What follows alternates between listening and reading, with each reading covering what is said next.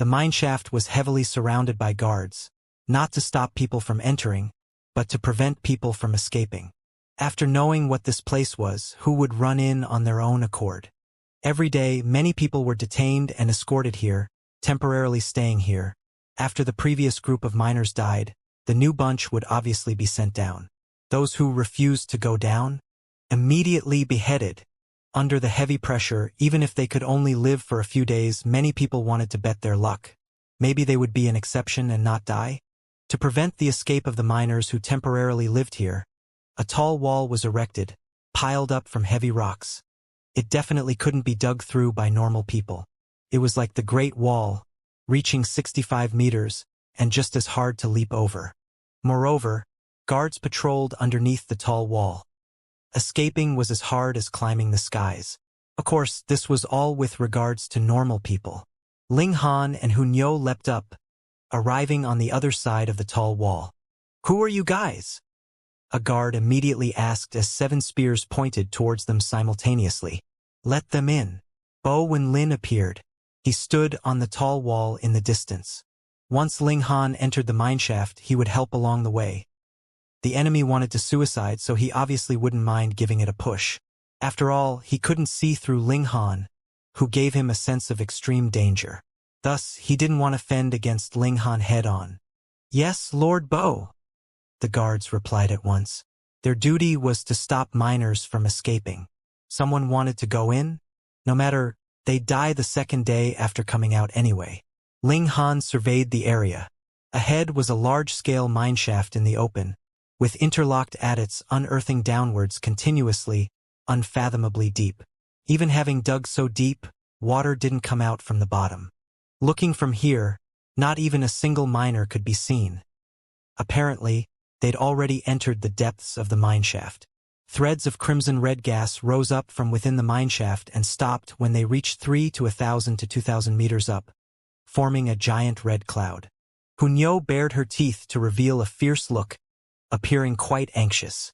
Ling Han didn't dare to be careless, yet took large strides towards the mineshaft. When Ling Han's figure disappeared at the edge of the mineshaft, Bo Wenlin revealed a cold smile. Now Ling Han was dead for sure, unless he stayed inside the mineshaft his entire life. But was he able not to eat and drink? Ling Han entered the mining area. Underneath his feet was loosened soil. Crimson-red soil wasn't a rare sight, but here it was ridiculously scarlet, as if dyed in blood, especially when there was red gas rising continuously, appearing extremely eerie. "I sense an ill omen," Ling Han said. This was based on pure instinct. "Yes," Hunyo nodded emphatically. The two continued to advance. They could fly physically but didn't choose to do so. The soil and rocks here all gave Ling Han an extremely strange feeling. He picked up a few rocks and some soil to store it into the black tower, then took Hunyo inside as well. "Small tower. Can you see anything special about these things?" Ling Han asked. Small tower appeared and said, "Cursed soil. People who don't have a strong enough natal horoscope will die soon after contact." Cursed. Ling Han was astounded. He had never heard of this type of power. Could it be that cursing someone to die was not just in speech but could truly make someone die? And natal horoscope, what was that? Curse is also a type of power derived from the Great Tao. It's ceaseless and can manifest itself in various ways. Small Tower said leisurely. "So I'm also affected by the curse now?" Ling Han asked. "Yes, stepping on the cursed land, you obviously suffered from the curse, but your natal horoscope is very tough, so you won't die. At least you won't die from this amount. This level of cursed power is something I can easily neutralize," Small Tower said. "And what's that natal horoscope?" Ling Han asked again. Small Tower swayed a little and said, "Why do you have so many questions? Ask when you don't know. This is a good habit," Ling Han said smilingly. "Natal horoscope, destined at birth, is influencing your fate to a great degree," Small Tower said.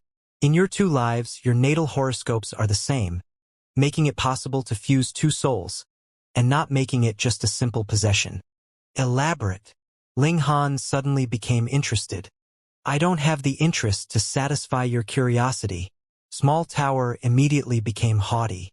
Although there isn't much cursed power contained in the soil, to reach such a degree simply from it overflowing, a cursed tool or a person with special natal horoscope is definitely buried underneath the land, forming the cursed power.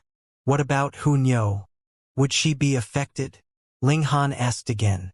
This little girl's natal horoscope is too special. I can't see through her if I don't use the power of origin source, Small Tower said dully. Ling Han finally dropped his worries and exited the Black Tower with Hu Niu, continuing onwards. What Na Ji Yen and Fire Emperor conspired? Could it be for the cursed tool within the mining area? No one would steal dead people unless it was the Thousand Corpse sect. The two treaded on slightly wet land and walked downwards. It was like a bowl, the further out, the wider it was, and the further in, the narrower it was. As they ventured deeper, the surroundings became dimmer, and if it weren't for Ling Han and Hu Niu's extraordinary eyesight, they'd probably be blind with open eyes. However, going down another stretch of the road, the flicker of torches could be seen. In such darkness, one couldn't possibly mine ores after all.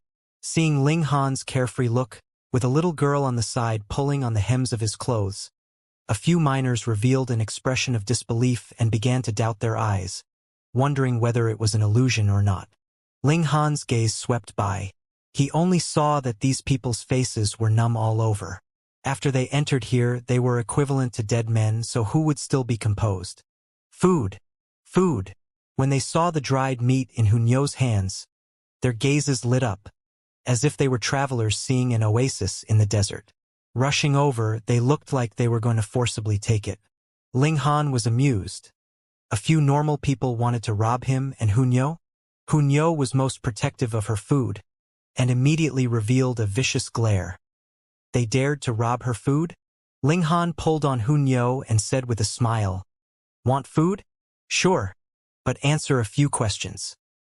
He waved his finger and immediately left a deep mark on a rock, frightening the miners into an immediate halt. Those people stared at the dried meat in Hu Niu's hands, drooling as they asked, "What do you want to know? The situation here. Tell me all you guys know." Those people looked at each other and nodded, beginning to talk one after another. They were sent here 7 days ago and brought 2 days' worth of food and water into the mine. If they wanted to acquire more food, they could only do their best to mine and use the ores to exchange for food. However, the ores were very rare here, so they all looked hungry as wolves, almost cannibalizing each other. Ling Han found it strange and asked, "The people outside will actually replenish your food? How do they give it to you?" The miners explained one by one. Ling Han gave them food to dispel their misgivings as they told him everything he wanted to know. So, it turned out that one would die on the second day of leaving the mineshaft. That was right, but it didn't mean that one wouldn't die if one didn't leave.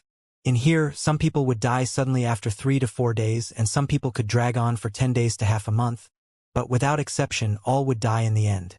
With a day of life, they would linger on whilst at death's door for 1 day. They still needed to struggle to fill their stomachs. The guards didn't dare to enter the mineshaft and could only take food to exchange for the ores they mined at the separation of the mining area, throwing back and forth. However, no one dared to hide the food in the mining area, since it would be robbed clean by others. They ate it immediately as they got it and definitely wouldn't leave a single bit. Although this was a mineshaft, there weren't many blood-red ores, so some people who had a tough life weren't killed by the curse but died of hunger and thirst. No one would think of eating their corpses because the dead's meat was black, extremely toxic or something. Anyway, whoever ate it would die. Thus, other than the misdeed of some people eating others at first, it never happened again. Not everyone was doing their best to dig ores. Some people banded together, or those who thought they were strong enough began the business of robbing. However, the people here died too quickly, and all gangs and elites would soon vanish into thin air. As Ling Han listened, he didn't quite know how to feel. "They're so pitiful," Hu Niu said. "Never would have thought this little girl would pity others?" Ling Han rubbed Hu Niu's head and said, Niu's grown up, knowing to care for others. However, they can't steal Niu's food to eat." Hu Niu immediately defended her rights. Ling Han smiled faintly and said to those miners, "Did you guys dig up any ores? Give it to me. Sell me a piece." He took out a bunch of food and water again. I'll give it to you. I'll also give it to you. Buy mine. Those miners hurriedly crowded in, fumbling out blood-red rocks that were pathetically small. The largest one was only the size of a pinky. Fearing that Ling Han would be dissatisfied, they looked at him with hopeful eyes, fearing that he'd say no. Because Ling Han gave much more food than the guards outside did, and it was also much tastier. Ling Han had mixed feelings. It was only some food, yet it could make people so meek and subservient. He distributed the food to everyone and stored those ores, an extremely small amount that could all be held within a single grasp. He placed the ores in his hand and instantly felt the martial flower within his body aroused with an intense rapaciousness, wanting to devour and absorb these rocks. To be precise, a certain substance within the rocks. At this moment, 5 burly men came out from the mine roads at the bottom, and seeing the food in people's hands, they instantly revealed an expression of burning desire. Each one of them revealed a threatening look and yelled, "Hand over all the food!" A burly fellow pointed at Hunyao and said, "Brother Yang, there's also a little girl." "What, a girl?" Brother Yang saw Hunyao and instantly licked his lips. "I love these young chicks the most. Haha, I've held back in here for 10 days. Today, not only can I get a delicious meal, but also feel some pleasure." Ling Han sighed. Inside the mineshaft, the ugliness of human nature was enlarged infinitely, and passing a day without knowing whether tomorrow would come, whose evilness within wouldn't be unleashed. Anyway, if one didn't have many days to live, why not do as one pleased for once? This Brother Yang was obviously the typical case. However, this person's natal horoscope was truly tough. Staying in here for 10 days and not having his life taken away, this confirmed an old saying that bad guys lived for thousands of years. Seeing these 5 people, the miners all trembled in fear. These 5 had a notorious reputation. It was said that before the other miners came, the 5 were already tyrants here, but they could never die. The gods truly had no eyes. They had already fallen to such a degree and had to be bullied by these scums. "Little beauty, brother will take you to have some fun." Brother Yang stared at Hunyao, almost drooling out of his mouth. "The gods won't take you, then I will." Ling Han snorted faintly and pointed out with a finger. "Pooh!" A hole opened in Brother Yang's head and penetrated all the way to the back of the head, blood mixed with white-colored brains splattering violently. Everyone was first startled, and then the 5 burly fellows immediately screamed. If one didn't personally hear it, it was truly hard to imagine that 4 burly men could actually let out such a womanish scream. They turned to run right away, knowing they bumped into a hard spot. "All of you can stay."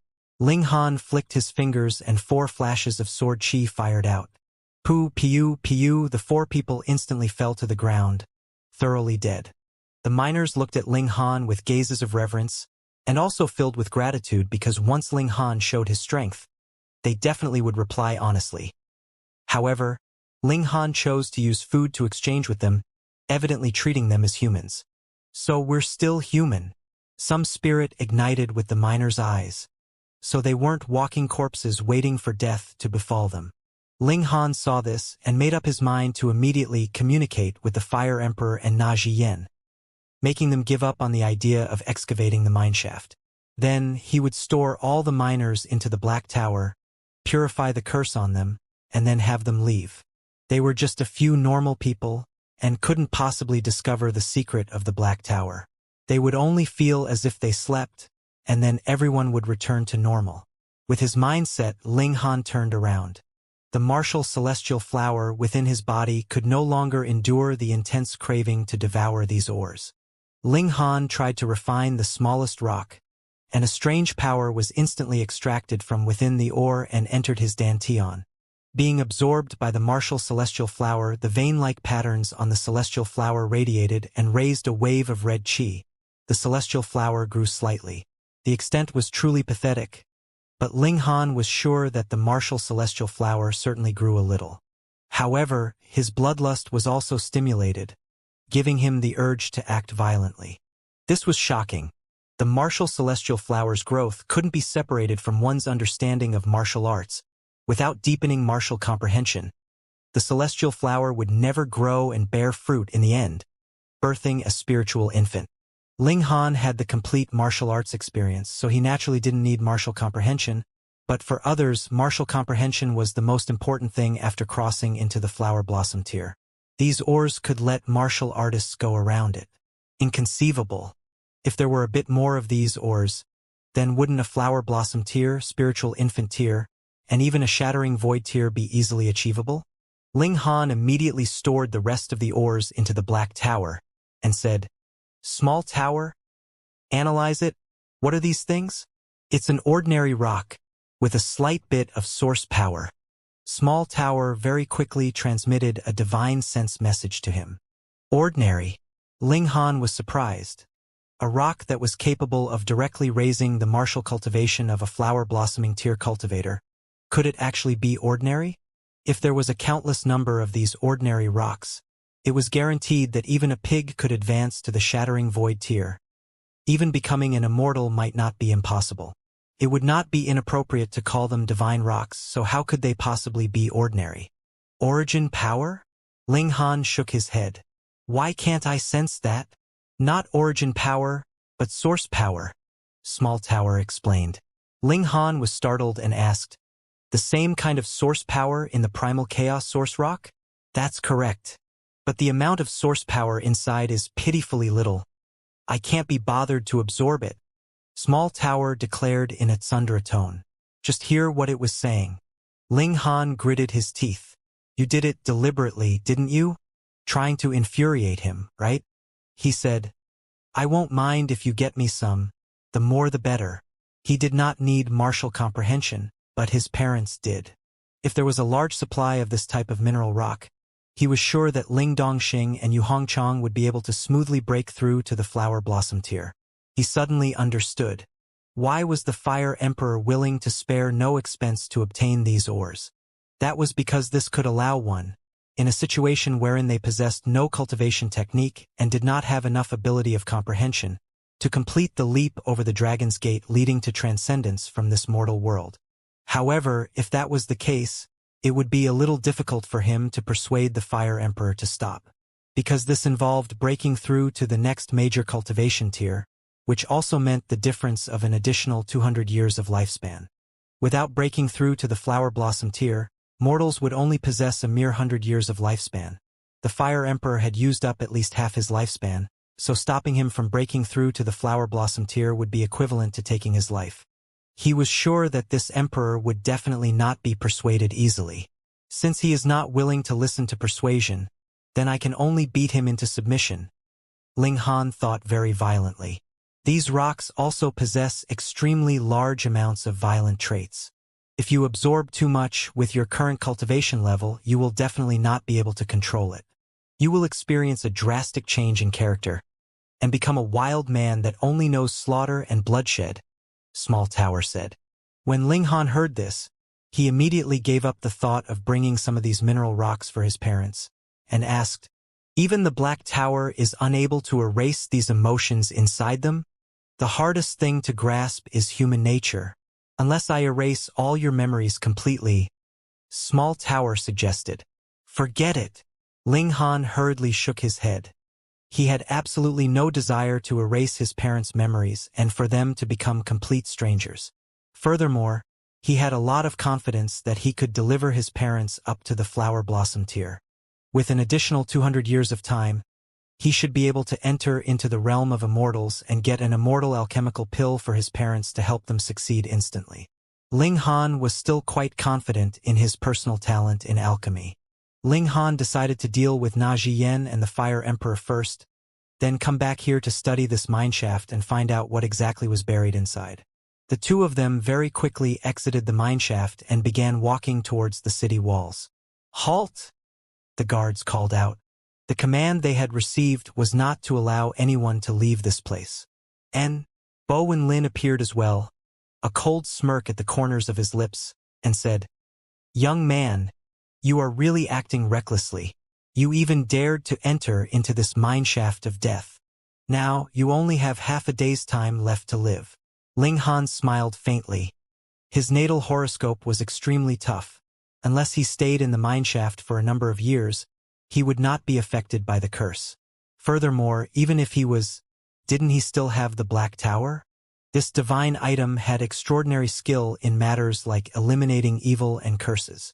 Since I only have half a day left, I should go and cause great havoc, he declared, putting on a pretense of madness. Bo Wenlin immediately looked wary. Previously, he had not made a move because he had sensed that Ling Han was not someone to be trifled with. And now, this guy who was not to be trifled with only had less than half a day to life. Then that would be even more horrible. Who would be willing to risk their life against someone who was going to die? Young man, you are definitely going to die. I can't bother to drop down to your level.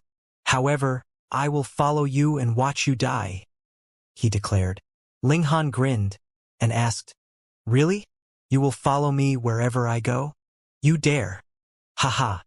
Is there any place in this world that I, Bo Wenlin, dare not go? Bo Wenlin laughed coldly. Then come, Ling Han said with a smile, striding forwards. He was heading in the direction of the Imperial City, and Bo Wenlin stopped the guards here from pursuing. Otherwise, how would these people possibly be able to stop Ling Han? Ling Han was not walking very fast. He only entered the Imperial City after close to half an hour had passed. Let's quickly go and watch, quick. 2 female assassins have been arrested, and they are about to be beheaded at the Eastern Gate in a public display. He had just entered the city when he heard a passerby running around and announcing the news. He looked very excited and attracted a large number of people to follow him. Female assassins, and there were 2 of them? Couldn't be Lu Feng-er and her sister, right? Ling Han immediately changed course and headed towards the Eastern Gate as well. How had these 2 women compromised their identities and whereabouts and actually fallen into the hands of the imperial family? He sped up slightly, and in just a few minutes, he had arrived at the Eastern Gate.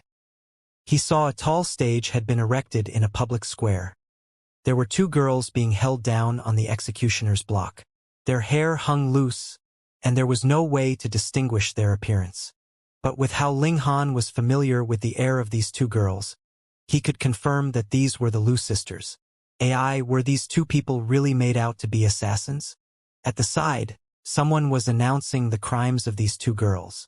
They had attempted to assassinate an important minister, Na Zhiyan, committed an offense against imperial authority, and now they were to be beheaded in public as a warning to the others. The move to behead these 2 beauties in public, furthermore one carried out with such expediency, was made probably because the Fire Emperor's forceful excavation of the mineshaft had caused seething discontent among the citizens. As a result, he deliberately chose to execute these 2 girls in such a public manner to suppress the whole nation, especially the rebellious feelings in the imperial city. Assassinate Na Zhiyan? Pay. Then these 2 young girls must definitely be good people. The gods are blind. They actually did not allow that bastard to be killed. Instead, 2 good people will die. Sho, be quiet. Don't you want to live anymore? The masses were embroiled in a furious discussion, and all expressed sympathy for Lu Feng-er and her sister, as well as their deep-seated hatred for Na Zhiyan. Ling Han did not immediately move to save them. He wanted these 2 girls to learn to be more obedient, so that they would not be some assassins in future. They were absolutely not cut out for this profession. Bo Wenlin naturally followed him here. He could not help but look extremely surprised. This person who was about to die was still in the mood to watch another person's execution. Just how thick were his nerves? The time is up. Commence the execution. An executioner walked up the tall stage. His upper body was bare, and he held a gigantic broadsword in his hand. He took a drink of wine, then spat it all over the blade. Then he raised it high, and under the sun of dusk, a forlorn light was reflected from his blade. Lu Feng-er and her sister's cultivation had obviously been sealed off. For the majority of cultivators, if their cultivation was sealed, then they would not be able to circulate origin power to protect themselves. In that case, their defenses would actually not be much higher than an ordinary person's. This executioner was in the element gathering tier, and with a wave of his blade, one of the 2 sisters would definitely lose their head. Schwa, the broadsword slashed downwards. But the expected scene of a head falling to the ground and blood spurting everywhere did not appear. Instead, a young man had suddenly appeared on the tall stage and holding onto the blade with a single hand. Who was that who actually planned to forcefully seize the execution ground? How dare you? One of the officials supervising the execution jumped out. He was in the spiritual ocean tier, and in a small place like Fire Country he could definitely be considered a master. He glared furiously at Ling Han and said, "Where has this madman that would dare to be so outrageously bold come from?" Ling Han smiled slightly and said, "Under the command of His Excellency, Bo Wenlin, please hold the execution." Pooh! Not far off, Bo Wenlin immediately choked. This was an injustice, a colossal injustice. This brat was really reckless. Not only did he kill a member of the Bo clan, he actually planned to make bogus accusations of his victim as well. But this brat was destined to be a dead man, so what else did he dare not do, and what other reservations would he have left?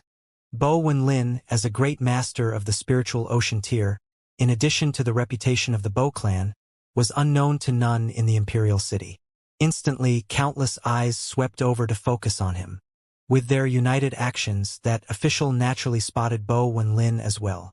He instantly erupted into a great rage and exclaimed, "Master Bo, you actually dared to command another to seize the execution ground by force. What a treasonous action this is. What the fuck?" Bo Wenlin hurriedly leaped out and said, "Master Go, please do not misunderstand. I don't know this brat at all. Master Bo, your words have truly made me sorrowful." Ling Han pretended to be sad. "Didn't you agree that you would become my sturdy support? And no matter what happened, you would be there to back me up? Master Bo, these are your precise words. Wherever I go, you would follow. Isn't that right?" Bo Wenlin could not deny it at this moment. He had indeed said that wherever Ling Han went, he would dare follow.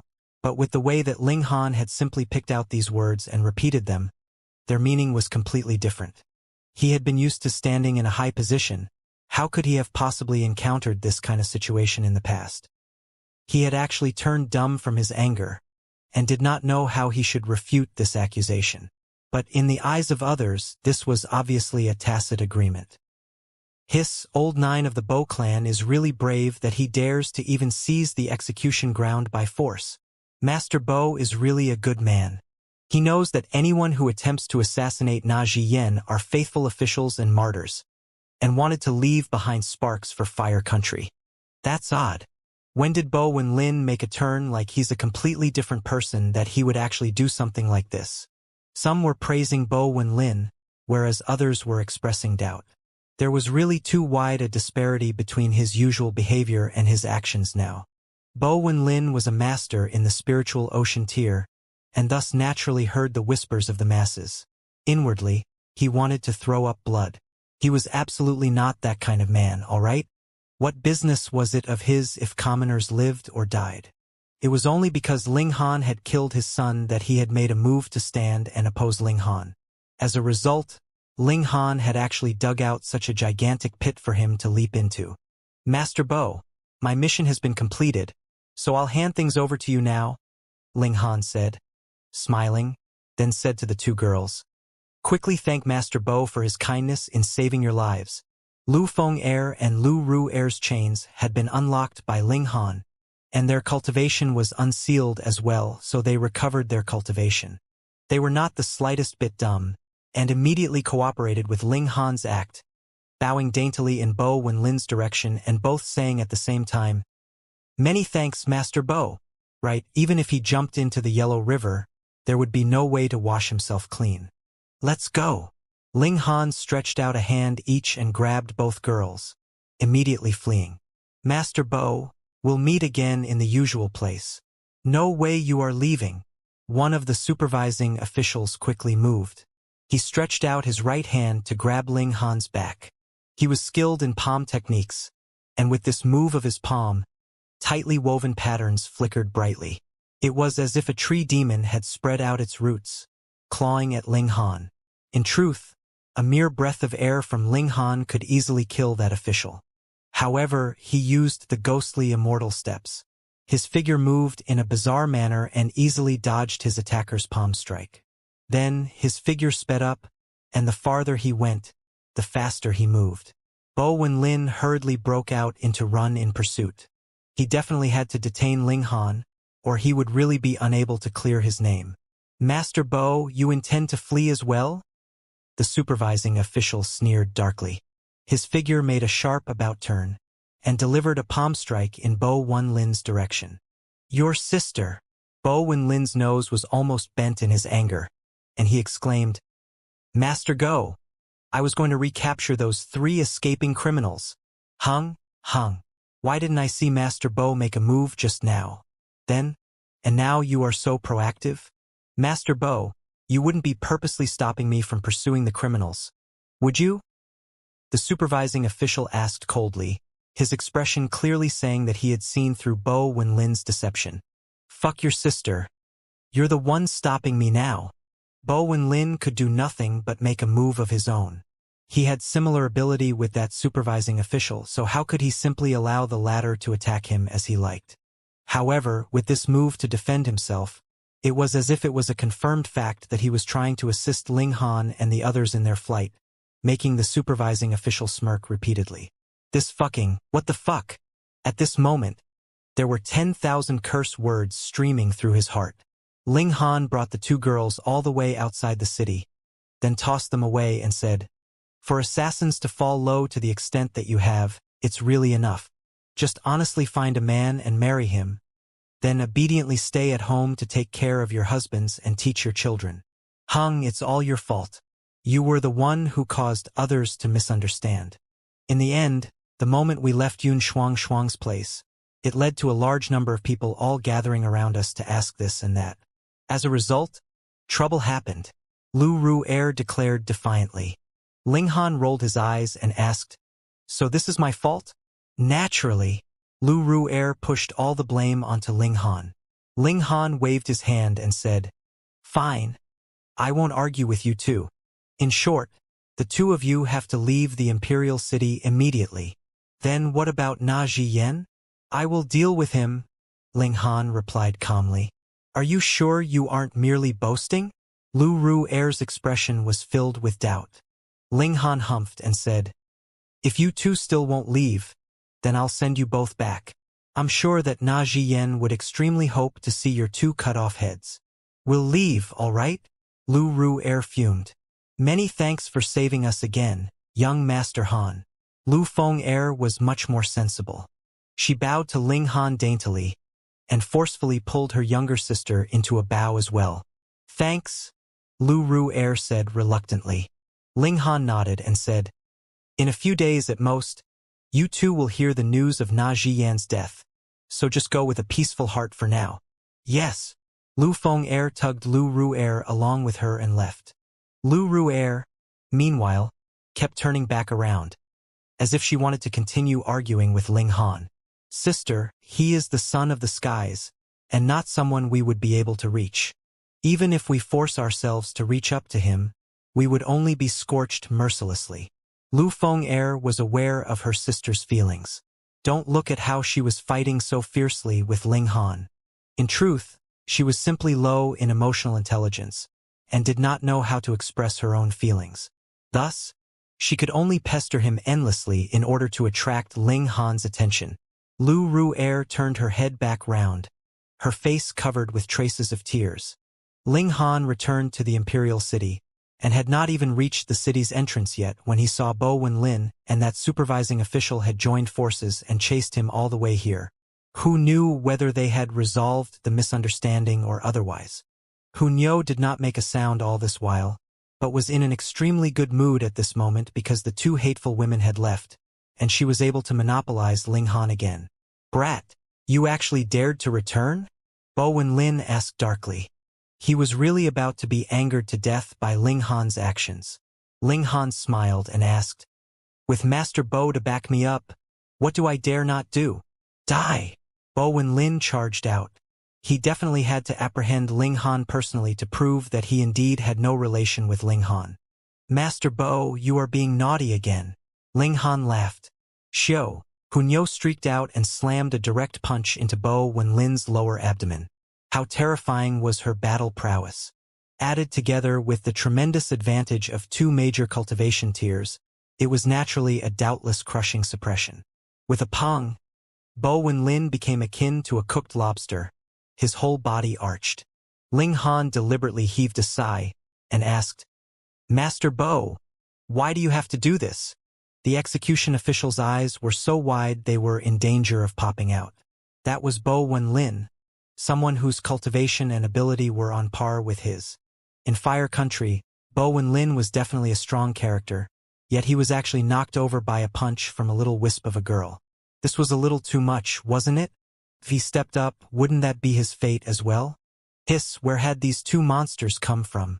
Ling Han smiled faintly at the execution official and asked, "Are you naughty or nice?" "Nice. I am very nice," the execution official quickly exclaimed. Hunyo was currently directing a ferocious look at him, which caused his heart to shiver. Ling Han laughed loudly and shot out a foot at Bo Wenlin, directly kicking him to the feet of the execution official, and said, "Here, you can take him and report back to complete your mission. Report your sister." In the beginning, the execution official had only been extremely infuriated. But upon thinking deeper, what logic would there be for Old Nine of the Bo clan to align forces with convicted criminals?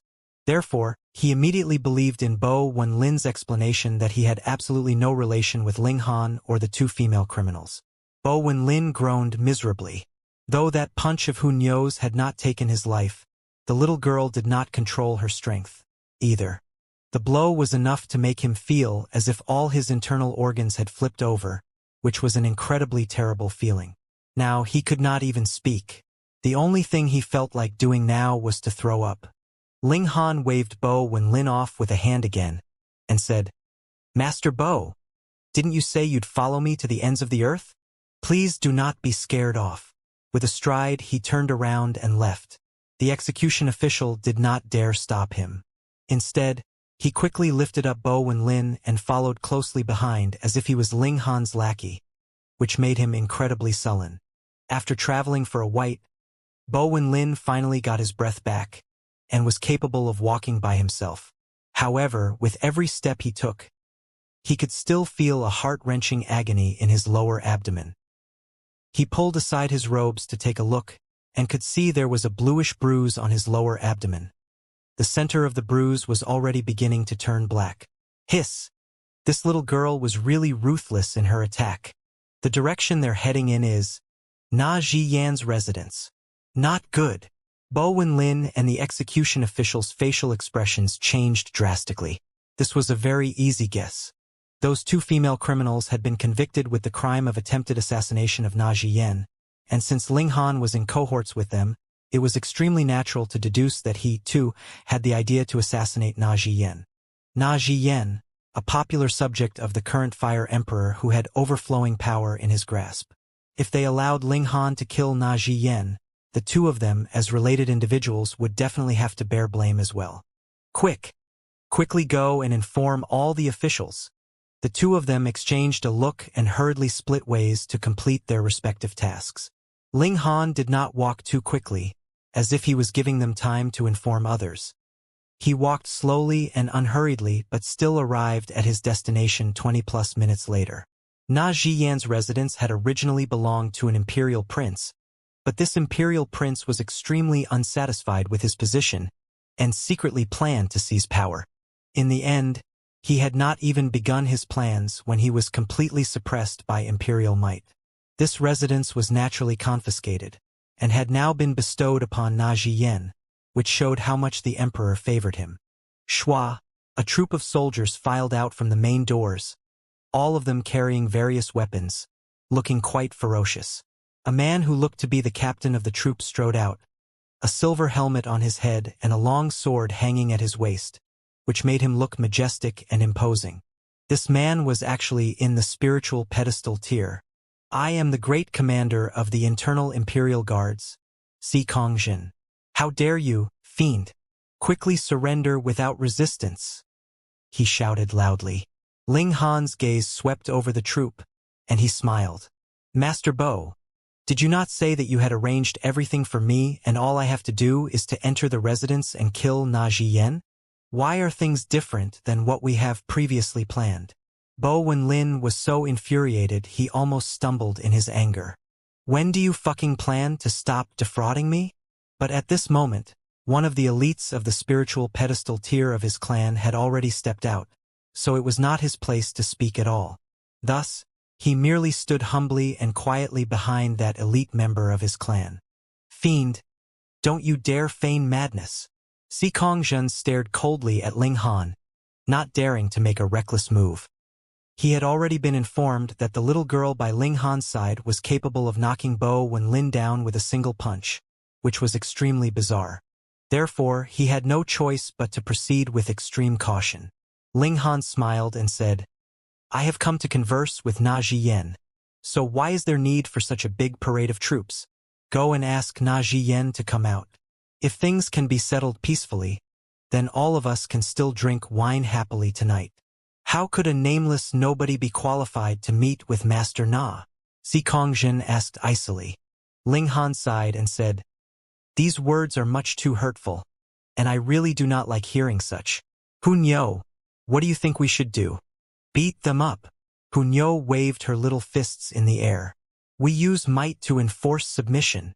What a violent little girl. Ling Han smiled and said, You all have heard it. We use might to enforce submission. Since Na Jiyen is not willing to come out, then we can only barge in and directly drag him out for negotiations. When he saw Ling Han step forward, planning to advance, Si Kongzhen immediately stepped into his path. He directly drew his sword and delivered a slash in Ling Han's direction. He was an elite of the spiritual pedestal tier whose ability far exceeded Bo Wenlin and that execution official.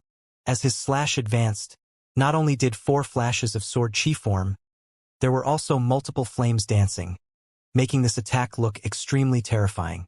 Nyo's little iron fist. Hunyo rushed out.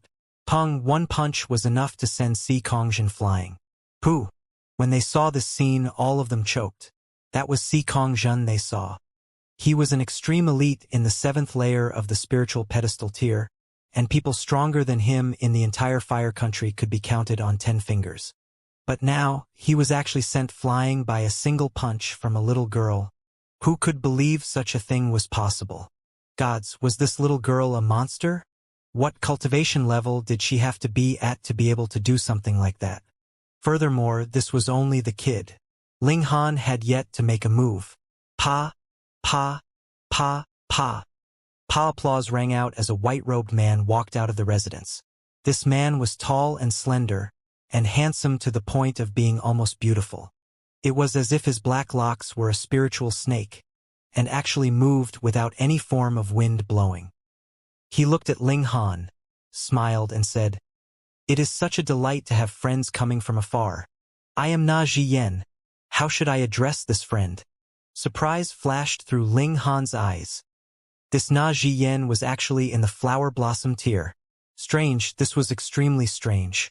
In the 9 nations of the desolate north, there was actually no true cultivator in the flower blossom tier. The so-called flower blossom tier cultivators were in truth simply in pseudo-flower blossom tier, and had only managed to enter this cultivation level with the supportive power of the nation. They had exceeded mortality, but how powerful was their battle prowess, and how much their lifespan had increased was a different story. Aside from an overbearing, aggressive character like the Rain Emperor, Ling Han truly did not believe that there would be a genius in the 9 nations of the desolate north capable of taking that step into the true flower blossom tier without aid. But this Na Jiyen standing in front of him was genuinely in the flower blossom tier, and had definitely not accumulated such cultivation by depending on power of the nation. With such power, he actually came to the desolate north to be an important official? Ling Han instantly understood. Na Jiyen's target definitely had to be that mineshaft. Laboriously scheming and spurring the Fire Emperor to reopen that fatal ancient mine, he naturally should not have been aiming for those mineral rocks that would cause madness. He probably was aiming for the cursed tool that had been sealed under the mine. Wasn't he? Na Jiyen, I am really curious. What could be buried underneath that mineshaft that could make a flower blossom tier cultivator like yourself not hesitate to become a favored minister, willing to put forward plans and ideas for a spiritual pedestal tier cultivator? Ling Han said. Hiss. Immediately, everyone was astonished. Na Zhiyan was in the flower blossom tier? That couldn't be. That definitely was impossible. These words came out of the mouth of a young man in his late teens, so how could they possibly convince others? Meanwhile, Na Zhiyan smiled and said, It is also my first time to see such a young person who is already in the flower blossom tier like yourself. I won't say that there will not be no other in future, but at least there has never been one before in history. Putong, this time a great number of people stumbled and fell onto the ground. Ling Han was in the flower blossom tier too? Were these two guys simply flattering each other endlessly? How old could this youngster be? At most 20 years old, right? In the desolate north, someone at this age had to be in the gushing spring tier at most. Moreover, how absolutely difficult was it to take the step into the flower blossom tier? Even if given 20 years' time, one might not even succeed. What more when this brat only looked to have lived that many years? However, Bo Wen-lin could feel a cold sensation rising deep within his heart. He remembered that his whole body became weak from a mere glare by Ling Han. That kind of power was absolutely strong to a terrifying extent.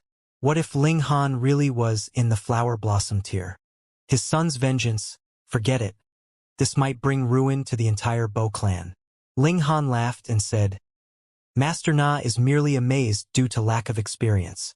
There may not be one as young as I in the flower blossom tier in this era, but that might not have been the case in the past. It is only that there has been a lapse in our history, and we lack a complete knowledge of matters that happened millennia ago. You are right.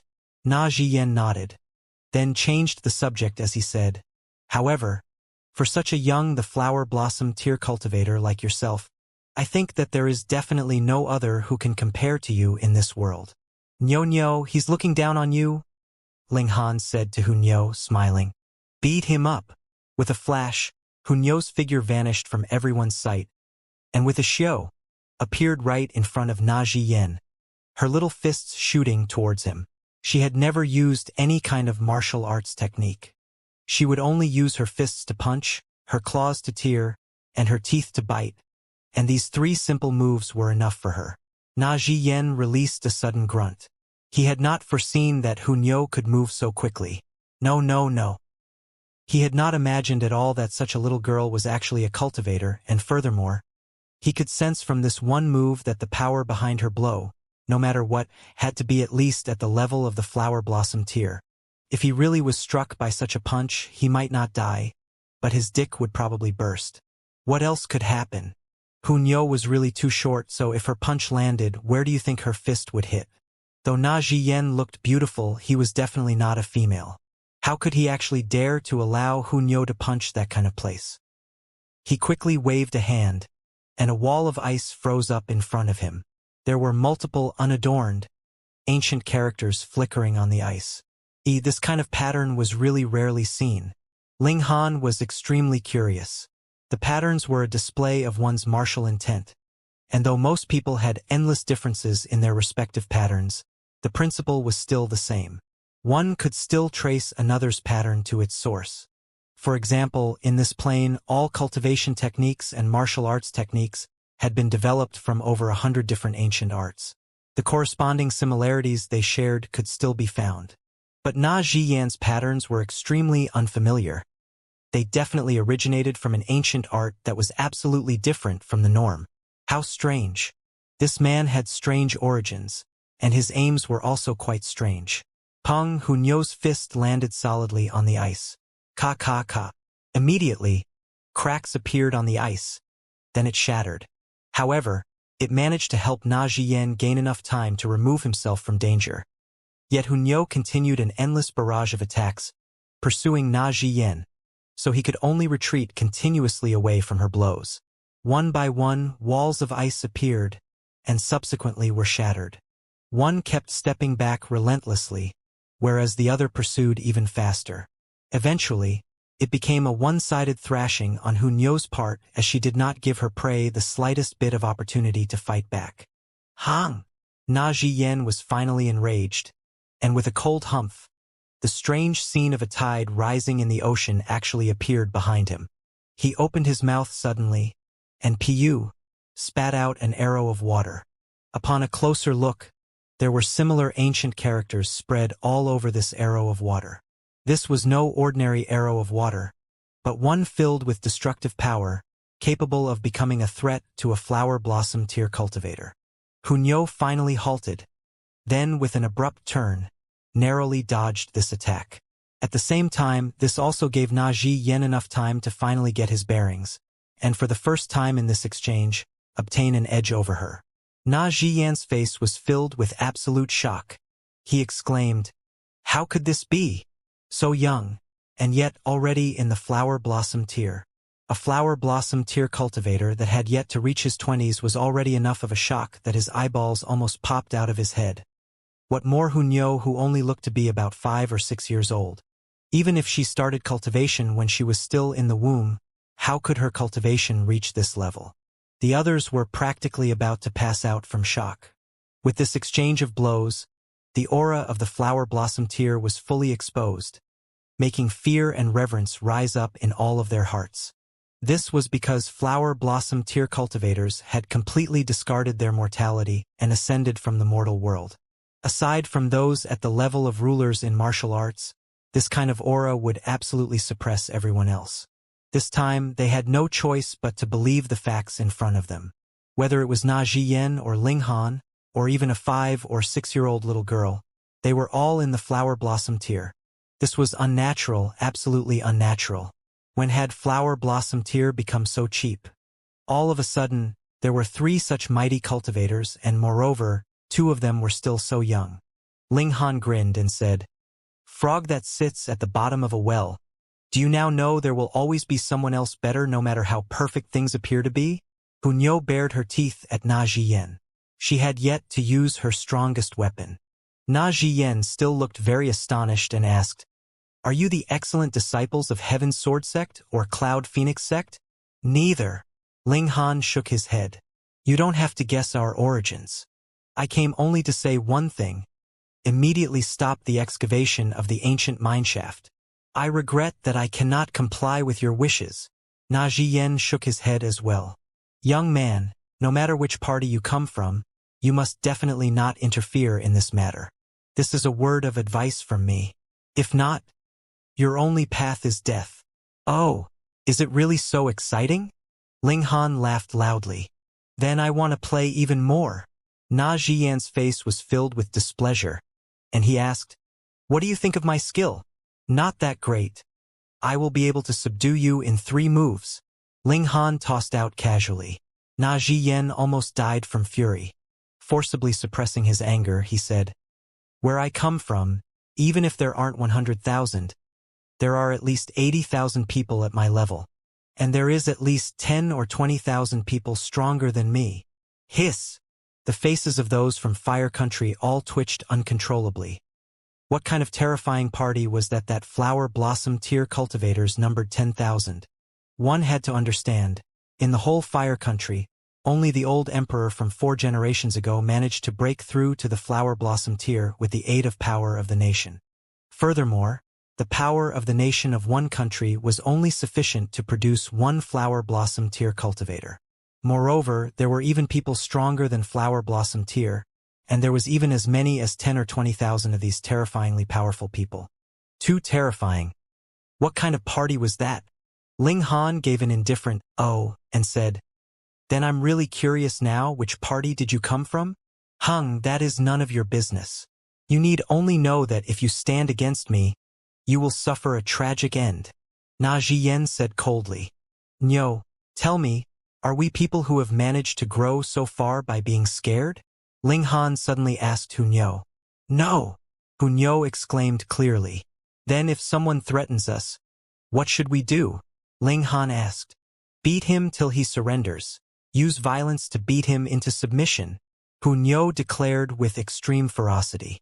Ling Han looked at Na Zhiyan and said with a smile, "Our motto is to use violence to enforce submission. If you don't submit, we'll beat you into submission." Na Zhiyan's expression turned even colder, and he said, "Young man, don't be rash. If you do, you will fuck." He had not even finished his words when Ling Han already charged over. Ling Han leaped into the air and immediately aimed a kick at his face. As the saying went, in a fight, never aim for the face. And Ling Han not only wanted to hit Na Zhiyan's face, he actually wanted to use his foot. Ling Han was really looking down on him too much. "Junior, you are too arrogant," Na Zhiyan exclaimed in anger. He raised his hand and used a palm strike to parry the kick. Hong, 7 spikes of ice spread out. The icy air was powerful, and instantly, the surrounding temperature dropped a few dozen degrees. Shards of ice formed in the air endlessly before falling onto the ground. There were simple patterns flickering on the icy spikes. They formed multiple characters, as if they had transformed these 7 spikes of ice into divine weapons. Na Zhiyan smirked coldly. "Unless you are an expert in kicking techniques, if you use your weak area to attack what your opponent is strong in, then you're going to be in for a great deal of suffering." Pong! This kick landed solidly. The spikes of ice instantly shattered, becoming shards that danced in the air. Furthermore, it was as if Ling Han's foot had not been hindered at all, and continued its course ruthlessly towards Na Zhiyan's face. How could this be? Though Na Zhiyan did not exclaim in shock, his face still held that astonished expression. He was too flabbergasted. How big of a power gap was there between the two of them that would result in such a one-sided situation? Pong! Before Na Zhiyan knew it, Ling Han's foot landed mercilessly directly onto his face. Due to the powerful impact, Na Zhiyan instantly collapsed onto the ground. His whole head was forcibly trampled into the limestone path, making him look like a headless monster. Hiss! That was too horrible. A grand and mighty flower blossom tier cultivator was actually thrashed so horribly. Pong! Pieces of rock flew and Na Zhiyan shot back up, his expression completely dark. In such a small, mundane place like the North region, he actually suffered such humiliation. This was practically enough to fill him with the urge to commit suicide.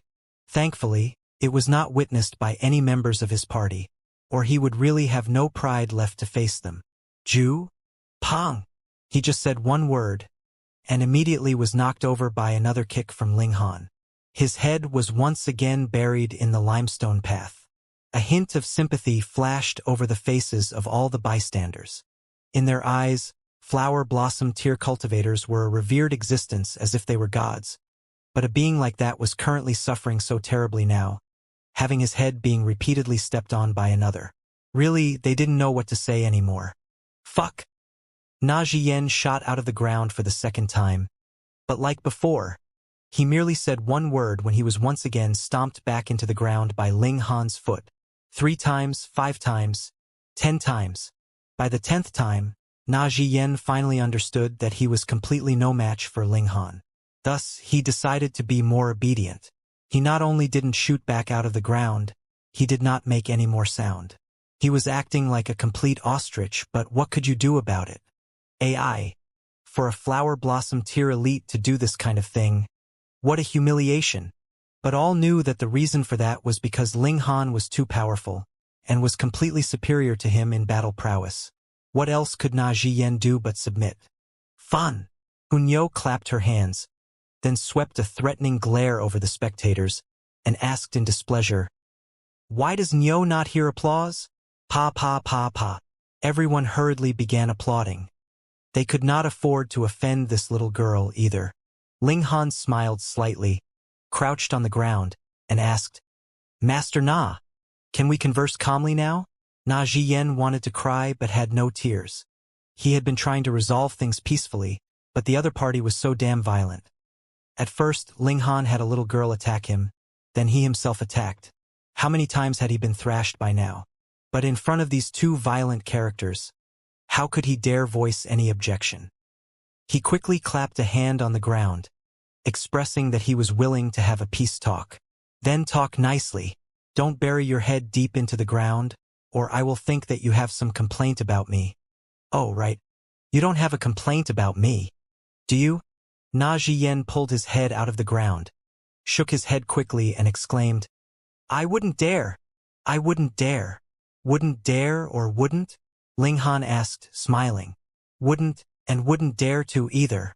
Na Zhiyan finally became smarter this time round. Ling Han patted his shoulder, then said, This is a very good start. I am very satisfied. You had better continue to let me feel satisfied. Otherwise, if I am dissatisfied, then you'll suffer. Understand? I understand. Na Zhiyan quickly nodded. Talk about your origins first. Ling Han was very curious.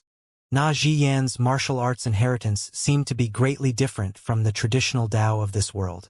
Na Zhiyan hesitated. Ling Han smiled faintly and said, Actually, I can also search your soul.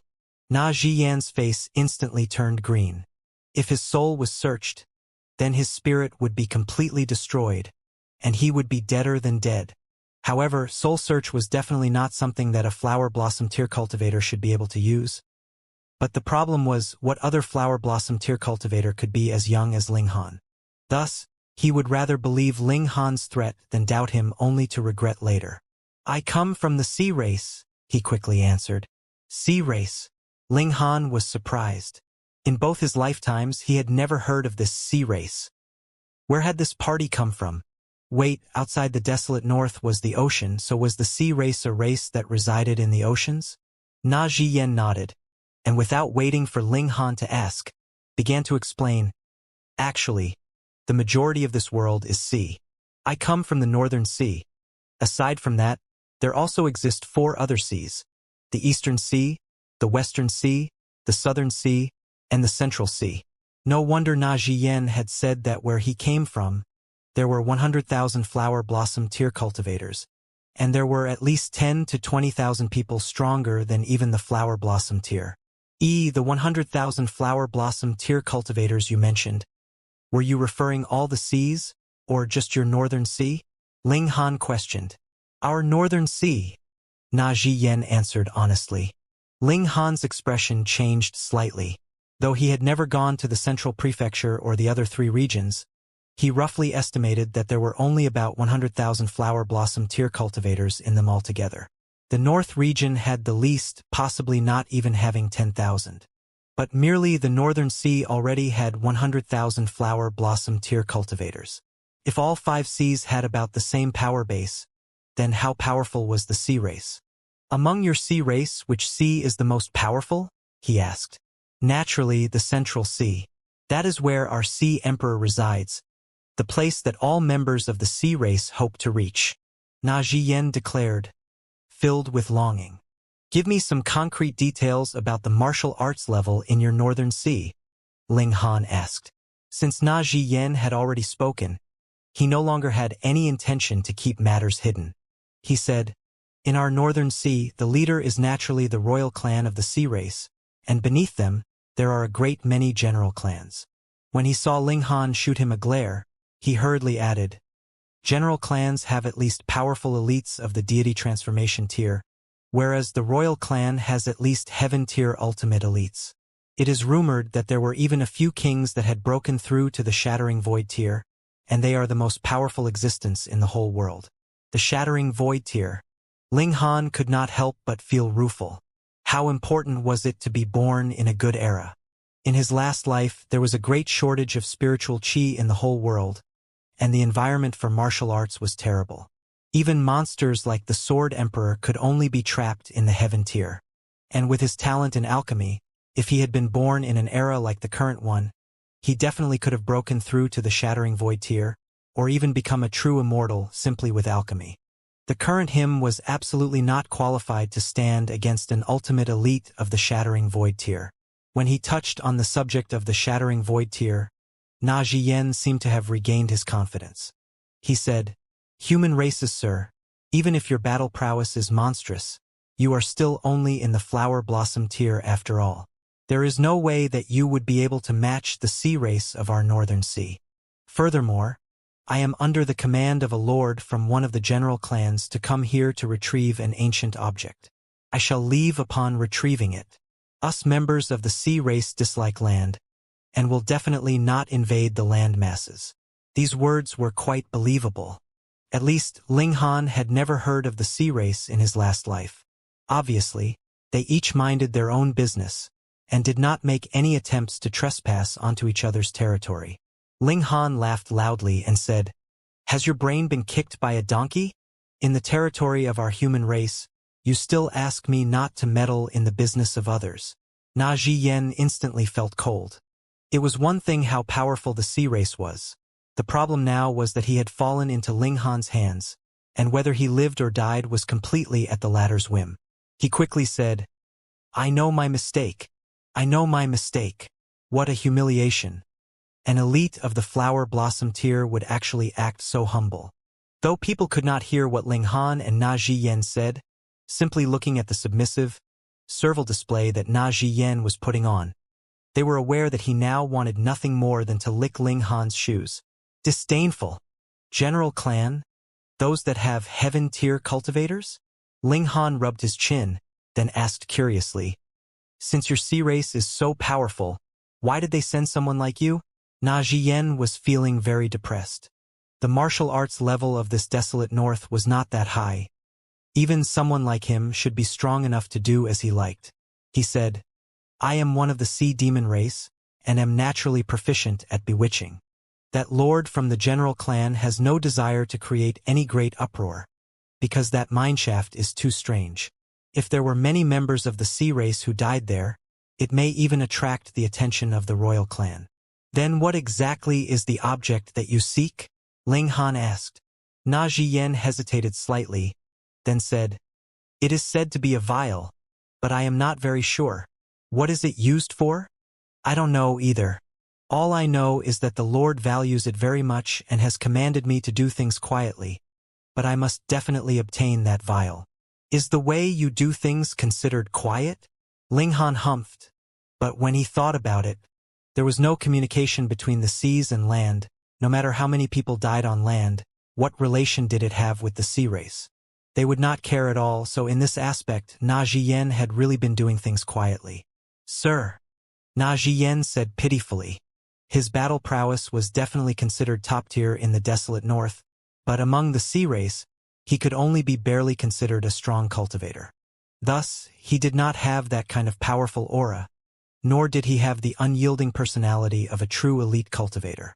In other words, he was soft. Ling Han gave it some thought, then said, "You stay here with me for a while." He knocked Na Zhiyan unconscious with a single palm strike, then withdrew him into the Black Tower.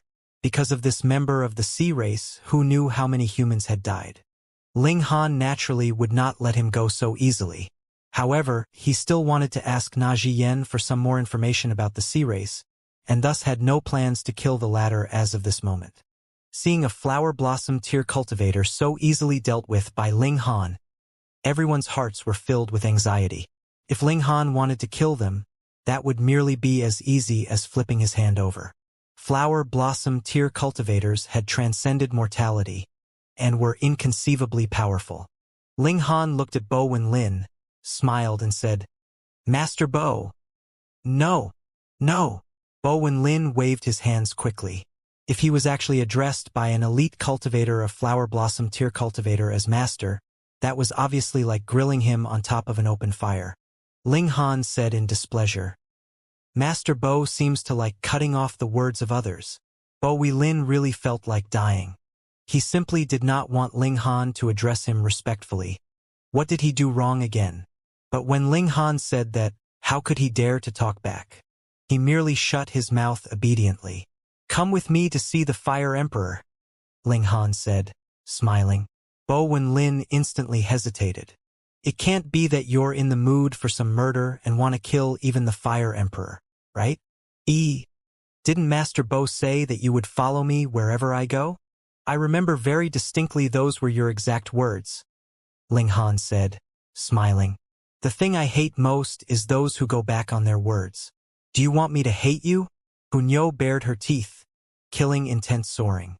Whomever Ling Han hated, she was very willing to use her little fists to smash him into pieces. With two flower blossom tier cultivators staring at him, what else could Bo Wenlin say? He could only say, "I am willing to go with you, sir." Ling Han smiled, then said, Let's go then. After the three of them left, the others finally gasped in relief. All of them could feel a layer of cold sweat on their backs. The pressure exuded by flower blossom tier cultivators was really too terrifying. Such beings were on a completely different level from them. That powerful cultivator seems to be deliberately picking on Bo Wenlin. How did old 9 of the Bo clan offend him? That can't be, right? If he really committed an offense, that elite cultivator needs only a finger to squish him to mush. I know Bo Wenlin's son had previously made a move against that elite cultivator, yet was killed in the process. Old 9 of the Bo clan would naturally not let things slide, so he ran over to hunt down the elite cultivator, which is what led to the events after. I see. Looks like we all have to discipline the juniors in our own clans so that they won't inexplicably offend a powerful cultivator. That could really lead to death and ruin for the whole clan. That's right. They all sighed ruefully, and Ling Han had succeeded in his scheme. He was not simply torturing Bo Wenlin for fun, but was also using him to set an example so that these great clans that were used to being arrogant and condescending reflected on themselves and their own actions. In the wider world, there would always be someone stronger and more talented than themselves, so they should not be too arrogant in their ways. Getting back to the subject, Ling Han and the others were heading towards the Imperial Palace. They did not walk too fast, so by the time they arrived at the Imperial Palace, the entire Imperial Palace had entered into a state of emergency. There was a terrifying array already activated, as if they were prepared to face some great enemy. Halt! Someone yelled loudly. This is an important place of fire country, and it is forbidden for outsiders to enter. Ling Han smiled faintly and said, I have something to say to the Fire Emperor. Tell him to come out, and we can all speak peacefully. Don't make me resort to force. In truth, I am one who dislikes using force and violence very much. The corner of Bo Wenlin's mouth twitched involuntarily, and he secretly mocked in his heart. Then who was that guy whose motto was, to use violence to enforce submission? Leave immediately. Another voice transmitted from the Imperial Palace. Now everyone was well aware of how powerful Ling Han was. Who would dare shut down the protective array? Without the defenses provided by the array technique, how could they be able to stop an elite flower blossom tier cultivator? Even if that old emperor of fire country came, there was still a chance he might not be able to protect all of them. Ling Han clapped a hand onto Bo Wenlin's shoulder, smiled and said, Do you all recognize this person? I will give you the time for 10 breaths, and if I still do not see the Rain Emperor by then, I will kill this guy. Bo Wenlin instantly shivered. How could the Fire Emperor possibly risk his life and appear for his sake? He was definitely going to die. Ling Han laughed loudly and said, I am only joking around with them. Bo Wenlin sighed in relief, thinking, I am really going to be broken from being played around by this guy. I will only cripple your 4 limbs. Ling Han continued. Ah! Bo Wenlin was again scared, and could not help but shudder again. AI, you really don't know how to appreciate jokes. Forget it, I won't tease you anymore. It would be better if I just went straight ahead to break through the array technique and met the Fire Emperor directly. Ling Han looked ahead, activating the Eye of Truth. He began to observe this array technique in search for any weak points. By now, he was at least a 5th-tier array technique master. It was not possible for him to lay out a 6th-tier array technique now, but if it was merely to unravel one, it would be a piece of cake. After all, there was no one disturbing him now, so he could proceed with a calm and serene mindset. There was a large variety of array techniques. There were some that focused on bewitching the senses and were capable of imprisoning those caught in their threshold to their death. There were others that were killing arrays, and whoever entered would encounter an endless barrage of murderous traps. There were also some arrays that were mainly meant for defense and could be as sturdy as an iron barrel. Mountain protection great arrays typically focused on defense, and the one laid out for the Imperial Palace of Fire Country was as such. Though it was a 6th-tier array technique, it would be very difficult for even a spiritual infant-tier cultivator to force his way in. That was because once an opening was created in the defenses, it would very quickly close up. Thus, only if one was powerful enough to create a gigantic opening could he pass through calmly. That would at least have to be one in the middle period of the spiritual infant tier. Ling Han's battle prowess was indeed awesome, but he had yet to reach the point where he had broken through the restrictions of the spiritual infant tier. As a result, he could not possibly barge in through this massive great array technique by force. However, unraveling this array technique was a completely different story. With the use of the Eye of Truth, this array technique was practically exposed completely to his eyes. The easiest way to unravel the array is to destroy a few formations' eyes inside, but they are located within the array, so this solution contradicts itself, unless I have someone on the inside helping me. However, there is also another slightly more troublesome means to unravel the array, and that is to attack several weak areas at the same time to create a temporary opening. Ling Han mumbled to himself, the sun, moon, and stars surprisingly appearing in his gaze. If I use Annihilating Dragon Star Arrow to strike against all 7 points at the same time, I'm sure I should be able to create a huge opening. He took a deep breath, his arms stretching out as if he was pulling a bowstring. Suddenly, 7 points of light appeared which transformed into 7 arrowheads. Then, the body of the arrows that seemed to be formed out of light also appeared, covered with multiple characters. They, too, did not belong to any of the current cultivation systems, and were exuding a terrifying ancient aura. The Eye of Truth combined with the Annihilating Dragon Star Arrow. These two mystical powers teamed up together were practically the perfect match. For some reason, all those in the Imperial Palace felt an endless coldness surround them, as if they would suffer a very terrifying tragedy in the next moment. Xiao, the moment the 5 fingers of Ling Han's right hand loosened, 7 arrows of light immediately shot towards the great array. Once released, the 7 arrows of light shot towards 7 different directions, moving as fast as if they were shooting stars. No one could grasp the course they were traveling. With that kind of a shot, this would practically mean death for whoever was being aimed at. Because under normal conditions, who would keep a full-body defense of origin power over themselves? Wang, wang, wang, the arrows shot out, but they did not hit the Imperial Palace directly. A protective screen appeared, blocking the advance of these arrows, but countless cracks appeared on the screen of light and it suddenly shattered as if it was made from fragile porcelain. Ling Han smiled. With his Eye of Truth, this great array could not even withstand a single strike. It was directly unraveled by his 1 bow and 7 arrows. Of course, this was also because the Annihilating Dragon Star Arrow was exceptionally powerful.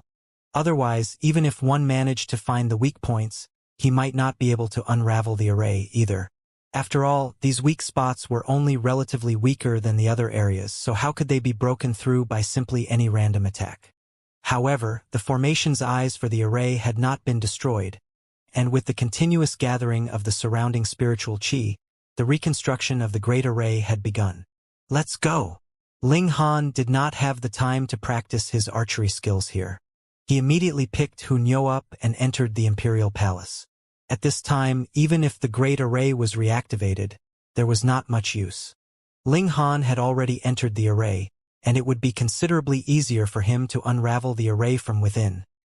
He need only destroy the formation's eyes. What?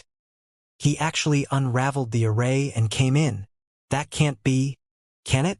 This great array is something that perhaps even an elite spiritual infant tier cultivator may not be able to break through. Everyone exclaimed in shock. This was really unbelievable to the masses. Ling Han was only in the flower blossom tier, so how could he possibly be able to instantly unravel the protective array for the Imperial Palace? Could it be that this guy's battle prowess was even more terrifying than a spiritual infant tier cultivator's? What were they supposed to do now? Even their great protective array was rendered useless. Who else would be able to stop Ling Han now? Young friend, if there's anything you need to say, please say it to me. I believe that no matter how big the matter is, I would be in a position to make a decision. At this moment, an old man appeared. He looked to be in his 70s or 80s, seeming as if he could close his eyes in eternal sleep at the moment. There were actually flames raging upon his head.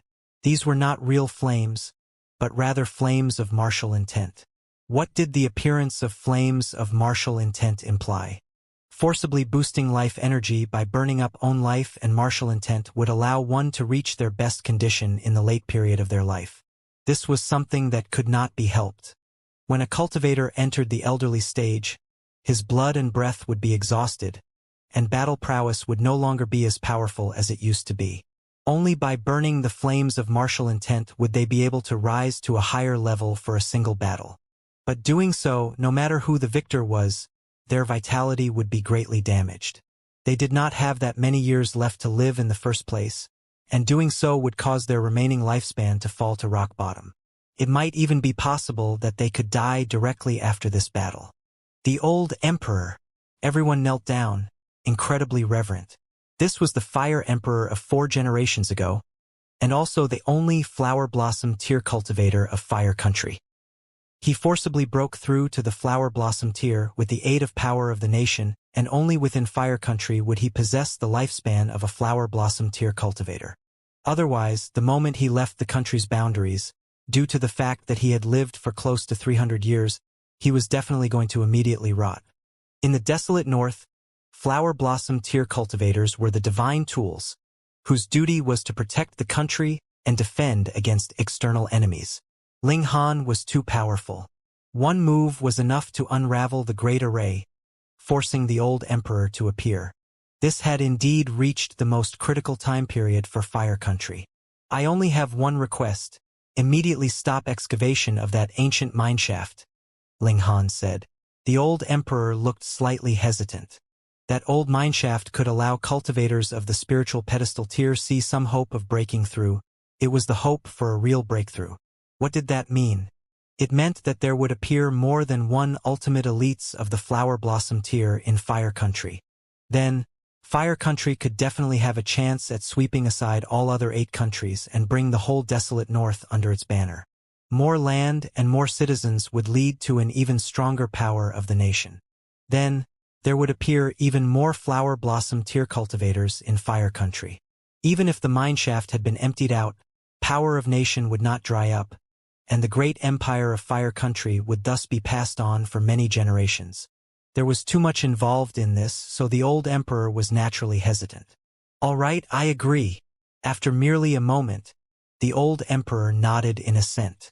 If they could not even manage to get through this dilemma they were currently facing, what was the point of deliberating about their future? Ling Han said calmly, I hope you are not giving me a half-hearted agreement. If you are...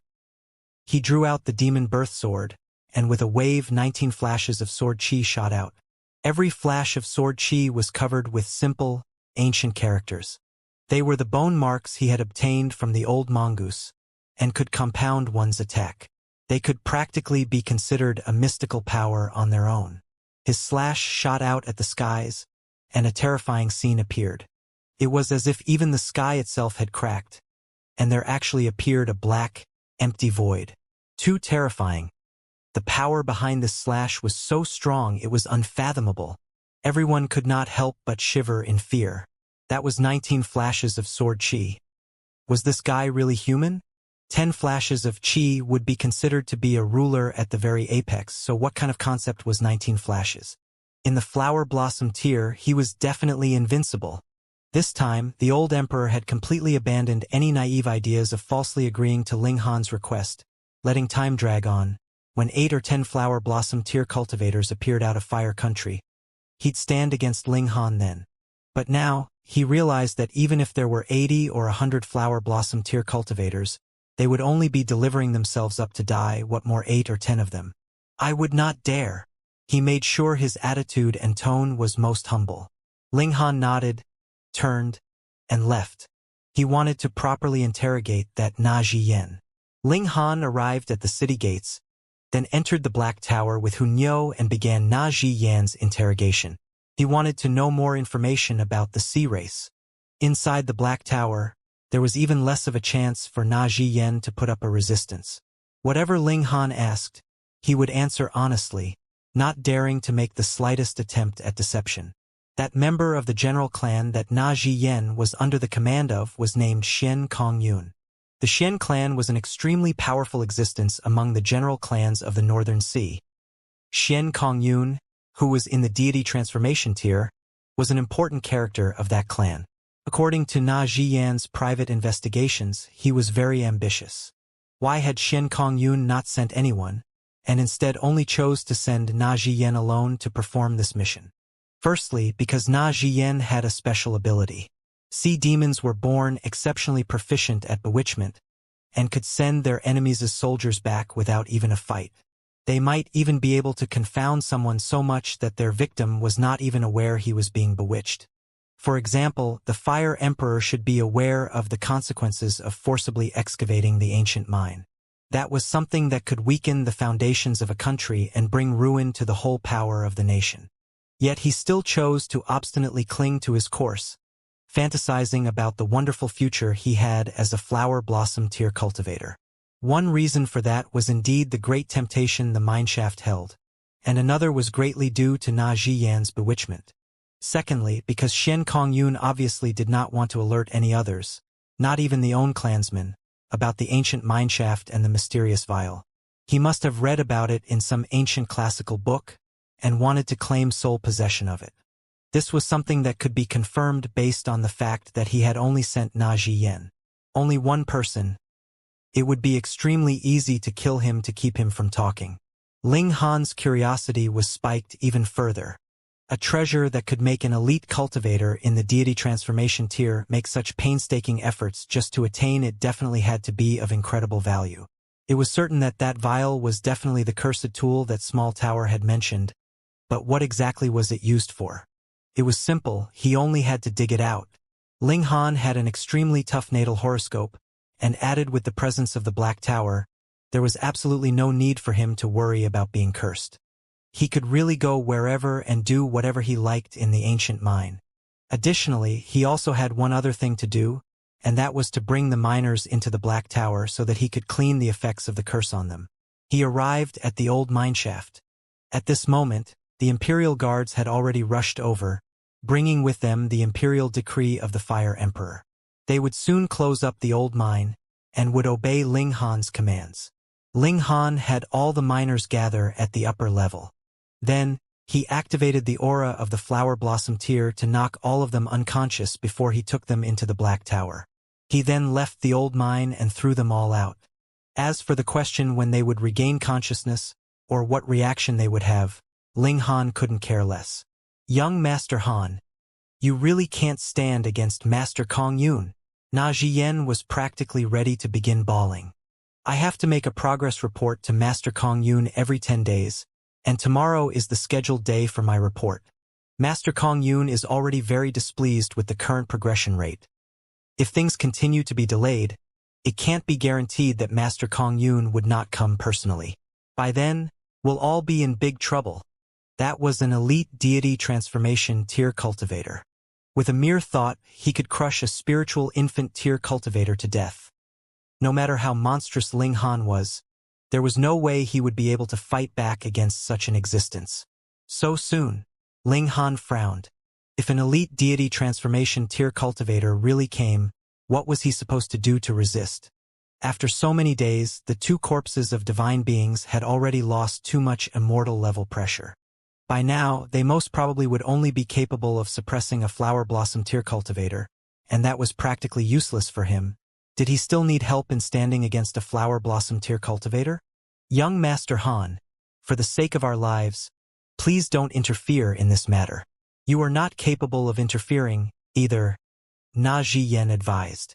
Furthermore, he suspected that the vial, which even a deity transformation tier cultivator like Si Kongyun placed so much importance on, had to have effects even superior to the level of deity transformation tier. If so, it definitely had to be incredibly awesome. If the news about the vial was leaked, perhaps even the royal clan would make a move on it. Ling Han shook his head. There was no way he could allow excavation of this old mine to continue, but he could not ignore the threat that a deity transformation tier cultivator could pose, either. So why not do it this way? He would obtain that cursed tool and have that deity transformation tier cultivator hunt him down instead. Anyways, he was planning to head to the central prefecture. There was a natural barrier separating the various zones, and if a deity transformation tier cultivator headed that way, his power would be seriously weakened. Furthermore, deity transformation tier cultivators could really not be considered particularly powerful there. Decided, then, Ling Han had been planning to dig out that cursed tool in the first place, so naturally, it was now an even more urgent matter on his agenda. He returned to the old mine and journeyed deep within, beginning his search with Hunyo by his side. The old mine was a very special place. The aura of the cursed tool soared within like wisps of blood, preventing divine sense from spreading out. This caused Ling Han to have no way to investigate objects that were too far a distance away from him. But because he knew that the vial could possibly be the source of this cursed chi, Ling Han knew what he had to do, and that was to head to the area where the cursed chi was strongest. When he found it, he then had to begin digging. On the matter of digging, he definitely was more efficient than 10,000 miners put together. What kind of power did the flower blossom tear possess? Be it stone or dirt, they would be easily pierced through. Furthermore, there was no need for him to expend unnecessary effort to move out the dirt he had dug out, either, since he could simply toss it all into the Black Tower. The space inside was overwhelmingly huge. Who knew how many mountain ranges or oceans he could store inside? His efficiency rate was thus incredibly high, of course. After merely less than half a day's time, the aura soaring up from the ground was as crimson as blood, and upon contact, his skin would immediately turn blood red in color. A powerful urge to commit violence and bloodshed would rise up in his heart, with a desire to kill all living creatures. This effect was very big, and in a short while both Ling Han and Hunyo felt incredible pressure. They hurriedly entered into the Black Tower to take a break. This is not the power of the curse. Rather, it is possible that the ultimate cultivator who had died here had a violent nature. As time passed, it continued to affect the area here, Small Tower said. Ling Han frowned and said, "What you mean is that this place not only contains a cursed tool, there could also possibly be the body of an ultimate cultivator buried here. Mayhap that person was killed by that cursed tool," Small Tower deduced. After staying inside the Black Tower for a long time, the violent urge in their bodies finally vanished, and the two once again left the Black Tower and continued digging. Hunyo was naturally a good hand at it since her little claws were extremely sharp. What a powerful resentment! After digging for over a dozen minutes, Ling Han got a sudden shock and felt as if something had entered into his body. It was a strange feeling, and made him feel threatened for some reason. Was this the power of the curse? It would not immediately take one's life, but would have imperceptible influence, and finally cause one to die suddenly. "Vile!" Hunyo exclaimed, pointing at the ground. Ling Han nodded. The opening of a vial was exposed there, so he hurriedly continued to dig. Soon enough, the whole vial was out in the open. It was only about a foot tall and very slender. It was made out of jade. Even if it had been buried underground for many years, it was not the slightest bit damaged. There was a large number of designs on the body of the vial. It should be some kind of martial intent that was related to curses. He wanted to pick up the jade vial, but when he tried, he actually found out that he was not able to pick it up. Was it rooted to the ground? He increased the force he was exerting, and the jade vial was finally picked up. However, once it left the ground, a blood-colored fountain gushed forth, and an extremely terrifying aura spread out in all directions. Even if Ling Han had the divine sense of the heaven tier, he felt a shiver as if a great catastrophe was about to happen. "Let's go!" He put away the jade vial, hurriedly picked Hunyo up, and flew upwards. Hong, the blood-colored fountain was getting increasingly fiercer. At first, it was merely about as wide as an arm, but soon grew to be as wide as an adult man, and eventually as tall as a well. Finally, it became like a natural geyser, waves of blood soaring to the skies as if it meant to flood the whole world. Ling Han flew upwards all the way. Underneath him was the quickly rising water level. It was practically hot on his heels. ZZZ, with its terrifying erosive properties, his shoes began to corrode, followed by his socks. The soles of his feet also became extraordinarily itchy as layer after layer of skin peeled off, as if even his blood and flesh was going to be melted, with only his skeleton left behind. This was really too scary. Merely a little steam evaporated from the liquid had this level of erosive properties. Then if he was really swallowed up by the wave of blood, could he still survive? One had to know that he was one who was cultivating the indestructible heaven scroll, and his physical body was on par with precious metals of the same level. If it was any other flower blossom tier cultivator in his place, he'd probably be melted down into a puddle of bloody water now. Ling Han quickly drew Hunyo into the Black Tower and continued to fly upwards with all his might. Could it be that the ground was actually a huge array, and the jade vial was the formation's eye, its heart? Now that he had extracted the formation's eye, the huge array stopped functioning, and whatever was being suppressed inside immediately appeared. Then hadn't he caused a huge problem? Thankfully, everyone who was here had evacuated. Otherwise, the miners who had been here would have been swallowed up by this ocean of blood. Pong, Ling Han flew up to the skies, and soon reached a spot right above the old mine. The pillar of blood soared to the skies and reached at least 100 feet in height before it began to fall back down. Great amounts of bloody water surged forth, and the whole ancient mine had become a lake in a mere instant.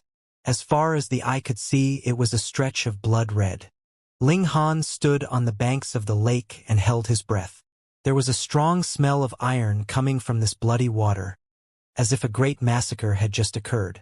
The smell was particularly strong, making even him feel as if he was about to transform into a great monster that wanted to slaughter all in this world. Was this really blood? If it was, then how many people would have to die to create such an overwhelming amount? Ling Han could not help but feel his hair stand on ends. He was very clear how colossal the old mine was, but he had absolutely no estimate of the size of the space sealed beneath the jade vial.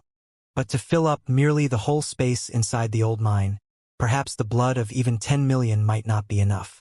You guessed wrongly. At most, there is only the blood of about a dozen people. Small Tower piped up. How could that be? Ling Han immediately exclaimed in shock. If the amount here was only the blood of about a dozen people, then how big would these people have to be? The size of a mountain? The higher the ability of a cultivator, the more blood they possess. A little blood would be enough to form a sea by itself. What is there to be so shocked about? Small Tower countered. The blood here originates from over a dozen different sources, so at most, it must have come from over a dozen people. Ling Han was just about to speak when he paused. He saw a flash of white light appear in the lake of blood, which was soon followed by the appearance of a white-colored corpse floating on the waters, causing ripples to appear on the surface. It was a man, and when he had been alive, he had definitely been extremely handsome. At this moment, he was dressed entirely in white, with a wound on his chest that had caused his heart to explode directly in his chest. Another corpse appeared. This one was a bald man who wore clay-yellow clothing. There were actually 9 dots marked on his head, and he wore a string of beads on his chest. His attire was extremely strange. He, too, had a hole in his chest, which showed that his heart had burst directly from the wound. Is this the so-called ancient monk? Ling Han had heard of how the ancient monks dressed. They gave up meat and fish and forbade killing of any sort. They were bound by strict monastic commandments. The third corpse appeared. This one was a girl of unsurpassed beauty. She wore a long red skirt, which merged with the bloody water. It was not possible to distinguish where the skirt ended and the bloody water began. She did not die from having her heart crushed, but there was a bloody hole on her jade-like forehead, which had caused her lamentable death. This was really a captivating beauty. Anyone who saw her would feel the urge to sigh in pity at her death. She was soon followed by the fourth corpse. Ling Han took count. There was a total of 12 corpses. They seemed to have been suppressed underground before, and now they were all released in one go. Ling Han was extremely clear how terrifying the erosive abilities this bloody water had. However, though these corpses had been buried for a few centuries, or even a few millennia, they had not rotted at all. Then, how powerful had these people been when they were still alive? Could heaven-tier cultivators be this strong?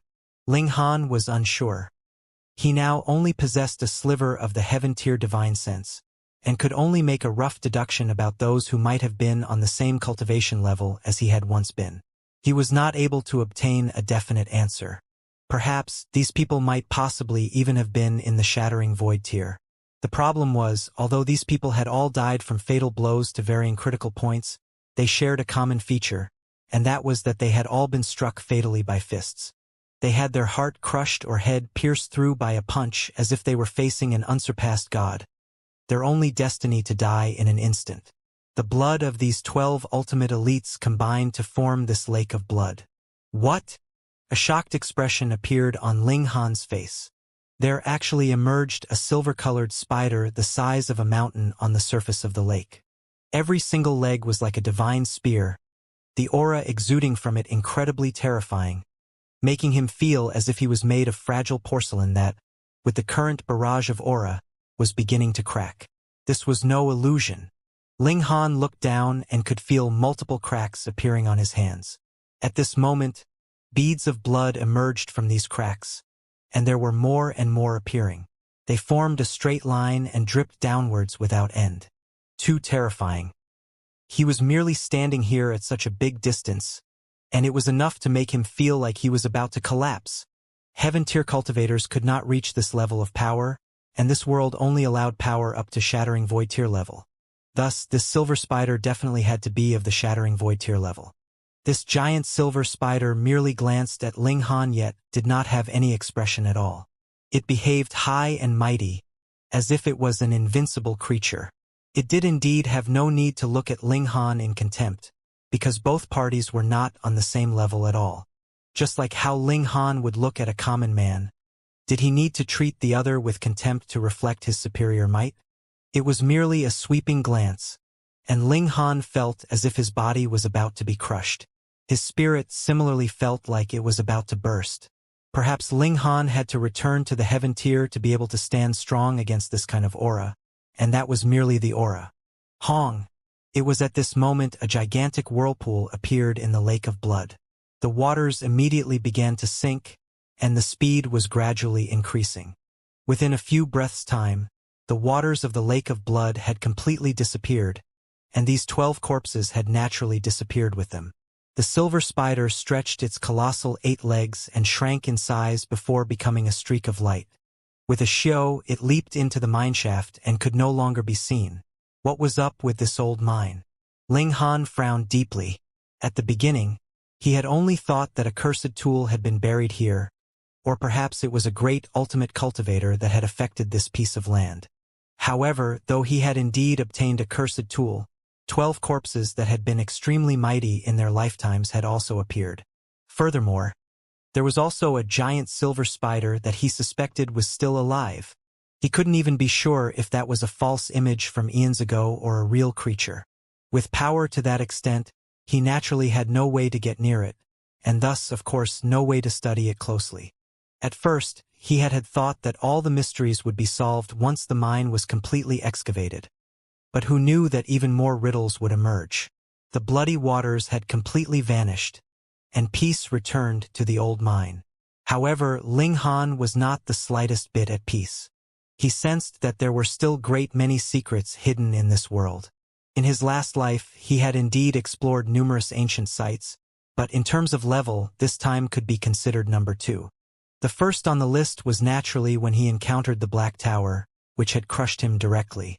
Moreover, Small Tower would frequently act Sundara and say that it could destroy this entire world with a single move. Ling Han entered into the Black Tower.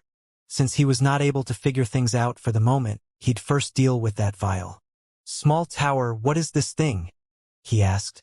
A cursed tool, Small Tower said calmly, appearing out of nowhere. This tool spirit had always been very Sundara. Whatever it saw, it would think it was inferior to itself by uncountable levels. What made Ling Han fell even more depressed was that was indeed the fact. So he didn't even have the chance to crack down on Small Tower. How do I use it? Ling Han felt no shame in continuing his questions. Small Tower said, if you want to curse someone, then take something from his body, like hair or a fingernail, then place it in the vial. Do you see the designs on the body of the vial? Those represent the effects of the curse. For example, illness, berserk, madness, death, misfortune.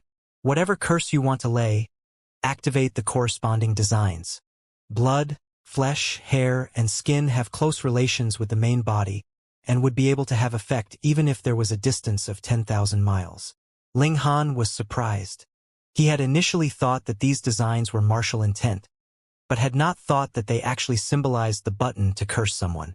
He thought for a moment and could not help but be astonished, asking, "Then if that's the case, someone would only need to take my hair, fingernail, or blood that I had just shed and would be able to lay a curse on me?"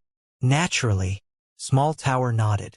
"Therefore, please be as cautious as possible. However, curses vary from person to person. The stronger your ability, and the tougher your natal horoscope, the higher level the cursed tool or the curse master needs to be to successfully lay a curse on you." Ling Han nodded. From now onwards, he would take care. Who knew if he would be secretly targeted by some curse master one day? Would this curse tool be able to take effect on a deity transformation tier cultivator? A thought flashed in his head. If it was not able to even do so much, then what did Shen Kong Mind want this thing for? Perhaps even heaven tier or shattering void tier cultivators would be affected. This curse tool had been suppressing 12 extremely terrifying ancient corpses. Moreover, there was still that mountain-sized silver spider, which might be greatly related as well. "We'll do an experiment first." Ling Han summoned Na Zhiyan over and said, "Pluck out a hair for me. Young Master Han, may I know what you need my hair for?" Na Zhiyan asked in bafflement as he handed him the hair. How could Na Zhiyan possibly dare resist? It was only a single hair. It wasn't that he had to sell off his anus. Ling Han smiled and tossed the hair into the vial. Then, he shook the jade vial and asked, "Do you find this familiar?" "Familiar?" Na Zhiyan was confused. It was only a vial. Could it be that Ling Han had taken it from his residence? But he did not have the slightest bit of memory about it. Ling Han patted his shoulder and said, "I advise you to have some mental preparation." He pressed a finger down onto a design and inserted a small amount of origin power as per what Small Tower said. Immediately, this design was activated. It was as if it was brought to life and a flower actually grew out from the vial. "Young Master Han, is this a magic trick?" Na Zhiyan could not help but ask. Couldn't be anything but that, right? He simply took a strand of hair from him and tossed it into the vial, and as a result, a flower actually bloomed out. What else could it be but a magic trick? But in that case, should he clap his hands to please Ling Han? "Io!" The corner of his mouth twitched slightly. "Why do I feel a bit of a stomachache?" This was really inconceivable. Flower blossom tier cultivators had transcended mortality and could not possibly fall ill, unless they were poisoned. But he did not think that he had eaten anything odd, so how could it be possible that he had been poisoned? Young Master Han. However, his stomachache was getting increasingly fiercer, and instantly it was like a deluge of pain was coming from his stomach, causing him to twist his legs together. Please allow me to take my leave. I need to relieve myself and I will come pay my respects later." It had taken effect so quickly. Ling Han remembered what Small Tower had said. How fast the effects of the curse would appear completely depended on the level of the curse tool, as well as the cultivation of the one laying the curse and the difference between the cursors and the cursed person's natal horoscope. The greater the difference, the faster the effects would appear, and vice versa. If, on the other hand, the cursed person's natal horoscope was tougher than that of the person laying the curse, it would not be possible for the curse to be successful.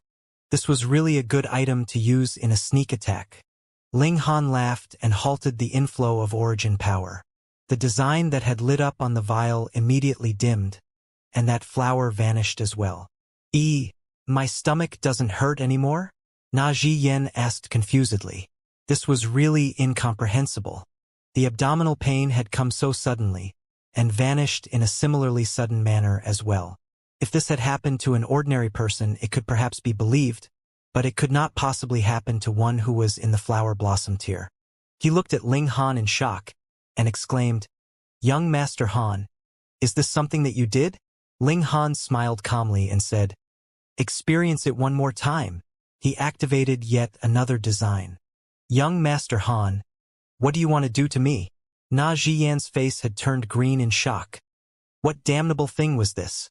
In merely an instant, his face was as pale as dying embers, and he laid his forehead on the ground. Then he declared in despair, Someone like me should not live in this world at all. Gods, please let down a bolt of lightning to strike me to death. I am a smelly bug. A piece of trash that cannot even be considered a smelly bug. Awesome. Even a flower blossom tear cultivator was cursed to the extent that he had lost all will to live. One had to understand that no matter the living being, survival was their first priority. This was pure instinct. But now it seemed as if his instinct had been completely torn away. How utterly terrifying. Ling Han once again stopped. Na Zhiyan instantly jumped up, his face twitching uncontrollably. An alarmed, inconsolable expression was on his face. Too terrifying. This was really too terrifying. Just now, he actually felt as if all his hopes had turned to dust and wanted nothing more but to die just to end everything. But now that he thought about it, what reason did he have to seek death? It was precisely because of this that he could not help but shiver in fear. This move of Ling Han was practically defying logic. Ling Han turned over the jade vial and saw that there was only half a strand of hair remaining inside. To curse another would simultaneously use up the item he used to lay the curse. It was impossible that he would be able to use it without end. Na Zhiyan suddenly came to realization and asked, This is the jade vial that Master Kong Yun is seeking. Could only be this kind of treasure that would entice Shen Kong Yun. He had not realized it before. He had busied himself on this matter for almost half a year's time, yet how long had Ling Han come for? He actually found something that he had worked so hard to find. This naturally caused him to completely not realize that it could be the jade vial he was tasked to find. Ling Han patted his shoulder and said, I'll assign you a task. Na Zhiyan was filled with fear and trepidation. Just how capable was he? It was obvious that Ling Han would not give him something easy to do. He gathered his courage and asked, May I know what is your command, young Master Han? Ling Han smiled slightly and replied, Very simple. Inform that Shen Kong Yun that the matter about the jade vial is about to conclude, and that you will personally meet him to make your report. And while you're at it, steal some of his hair, scales, and fingernails for me. In short, anything that naturally grew from his body would do. Na Zhiyan's face turned green with fear. Ling Han was planning to pull a fast one on Shen Kong Yun. Do you intend to refuse? Ling Han asked, smiling. Without waiting for him to answer, Ling Han plucked a bunch of hair from his head, then picked a single strand and threw it into the jade vial. He thought he'd just name it the Vial of Curses, then said, You have to consider carefully. This was no way to threaten someone. Na Zhiyan wanted to weep but had no tears. The previous 2 times he had been cursed left a lingering fear in his heart, especially the second time when he directly lost all will to live on. Now that he recalled it, it was really too terrifying.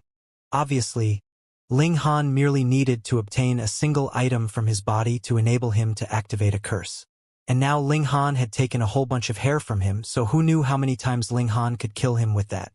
Furthermore, who said that stomachache and desire to die were the only effects of the curse? No. To be able to do something for young Master Han would be my honor. Na Zhiyan immediately proclaimed, his expression filled with a strong sense of righteousness. Ling Han patted his shoulder and said, Not bad. This is what I wanted to hear. As a person, you have to be brighter and more loyal to your friends. Yes, young Master Han is right, Na Zhiyan exclaimed earnestly. Ling Han knocked him unconscious with a single smack, then took him out of the Black Tower. Though he had the curse tool to hold over Na Zhiyan's head, if he could avoid the secret of the Black Tower from being known, Ling Han still chose to do so. After he brought Na Zhiyan back to the Imperial City, Ling Han smacked him back to consciousness and said, Go on. Oh right. Don't think that you will not be affected once you run far away enough. 3 days later, I will let you experience more fun. Young Master Han, I believe you. There's no more need to test it out. Na Zhiyan hurriedly waved his hands. How could that be allowed? If we don't test things out, how could my sincerity be proven? Ling Han asked in displeasure. Fine. Threatening someone could still be categorized into being sincere or insincere. Na Zhiyan could only leave obediently. He definitely had to complete this task. Only that way would he get a chance of survival. If Shen Kongyun died, then naturally no one would know what he had done. Curse someone to death? Haha, who would believe that something like that was possible? Just like how he previously desired only to die. Even if he really had died, who would believe that he had actually been murdered? However, he did indeed have some doubt. From a great distance away, would that thing still really be able to curse him? He definitely had to confirm this fact. Otherwise, when he successfully conned Shen Kongyun, yet the latter was not cursed to death, Na Zhiyan was still definitely going to die. In the following 3 days, he put all his energies into speeding up his travel, aiming to leave Linghan as far away as possible in order to test if that treasure was really capable of imperceptibly killing another from miles away. He soon entered into the sea and did not choose to soar through the skies. The moment he entered the sea, his legs actually miraculously vanished and became a long fish tail. With a strong flick, his speed instantly spiked. He swam towards the deepest parts of the ocean, and was much faster than when he'd been soaring above the land. The sea race were indeed suited to live in the sea. Only in the sea could their battle prowess be maximized. The seabed was very dark, but for a flower blossom tier cultivator, this was nothing. On his way, various scenes that were familiar to him appeared, and so did various types of sea race. Though flower blossom tier beings could not be considered the topmost elite in the sea race, they could still be ranked as one of the elites. Thus, on his way, there was a considerable number of sea race people that paid him their respects. There were also some young girls of the sea race who threw him coy glances like mad. The sea demon race were known for their captivating beauty, so he naturally attracted countless young girls. Just when Master Na was feeling very pleased with their attention, a scene that engendered much curiosity appeared. Master Na suddenly flopped onto the seabed head first, and with bubbles gurgling from his mouth, said, "I am a smelly bug. Just let me die." It was really a scene that caused a number of people to pop their eyes out in shock. Took effect. All of a sudden, Na Zhiyan felt feelings too complex to unravel. There was only one thought in his mind. He definitely had to complete the task that Ling Han had assigned him, or he was definitely going to die. Ling Han did not think about Na Zhiyan and Shen Kongyun for the moment. Anyways, if Na Zhiyan could manage to bring back some hair or skin from Shen Kongyun, then he'd just curse the latter to death. If he couldn't, then he'd simply head straight to the middle state and just let the latter chase him. He returned home. After so many days away, he naturally wanted to spend some quality time with his family. If he could manage to resolve completely the matter of the sea race, then there would be no need for the Ling clan to move. If he could not, then it would be best for them to relocate elsewhere. Lu Yutong and the other girls were gentle in every possible way. However, Zhu Xian'er's injury had already recovered a number of days, so there was no more reason for her to delay things further. As a result, she begged her leave to deliver the medicine back to the Half-Moon sect. After that, she would directly head to Extreme Yang City and wait for Ling Han to arrive. After a few days, he headed to the Imperial City again because he had agreed upon a meeting with Na Zhiyan after 10 days.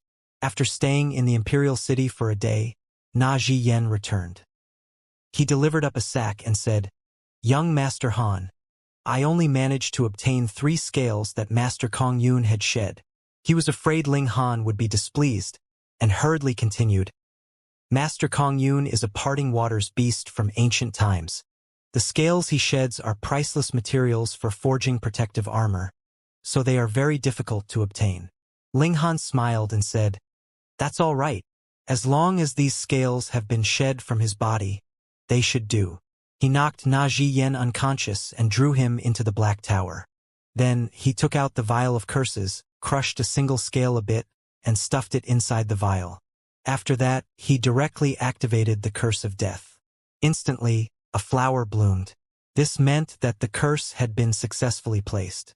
Otherwise, if the person cursed was of too high a level, or had too tough a natal horoscope, which caused the curse not to take effect, then this flower would not bloom at all. A high and mighty deity transformation tier elite was killed with a curse just like that from miles away.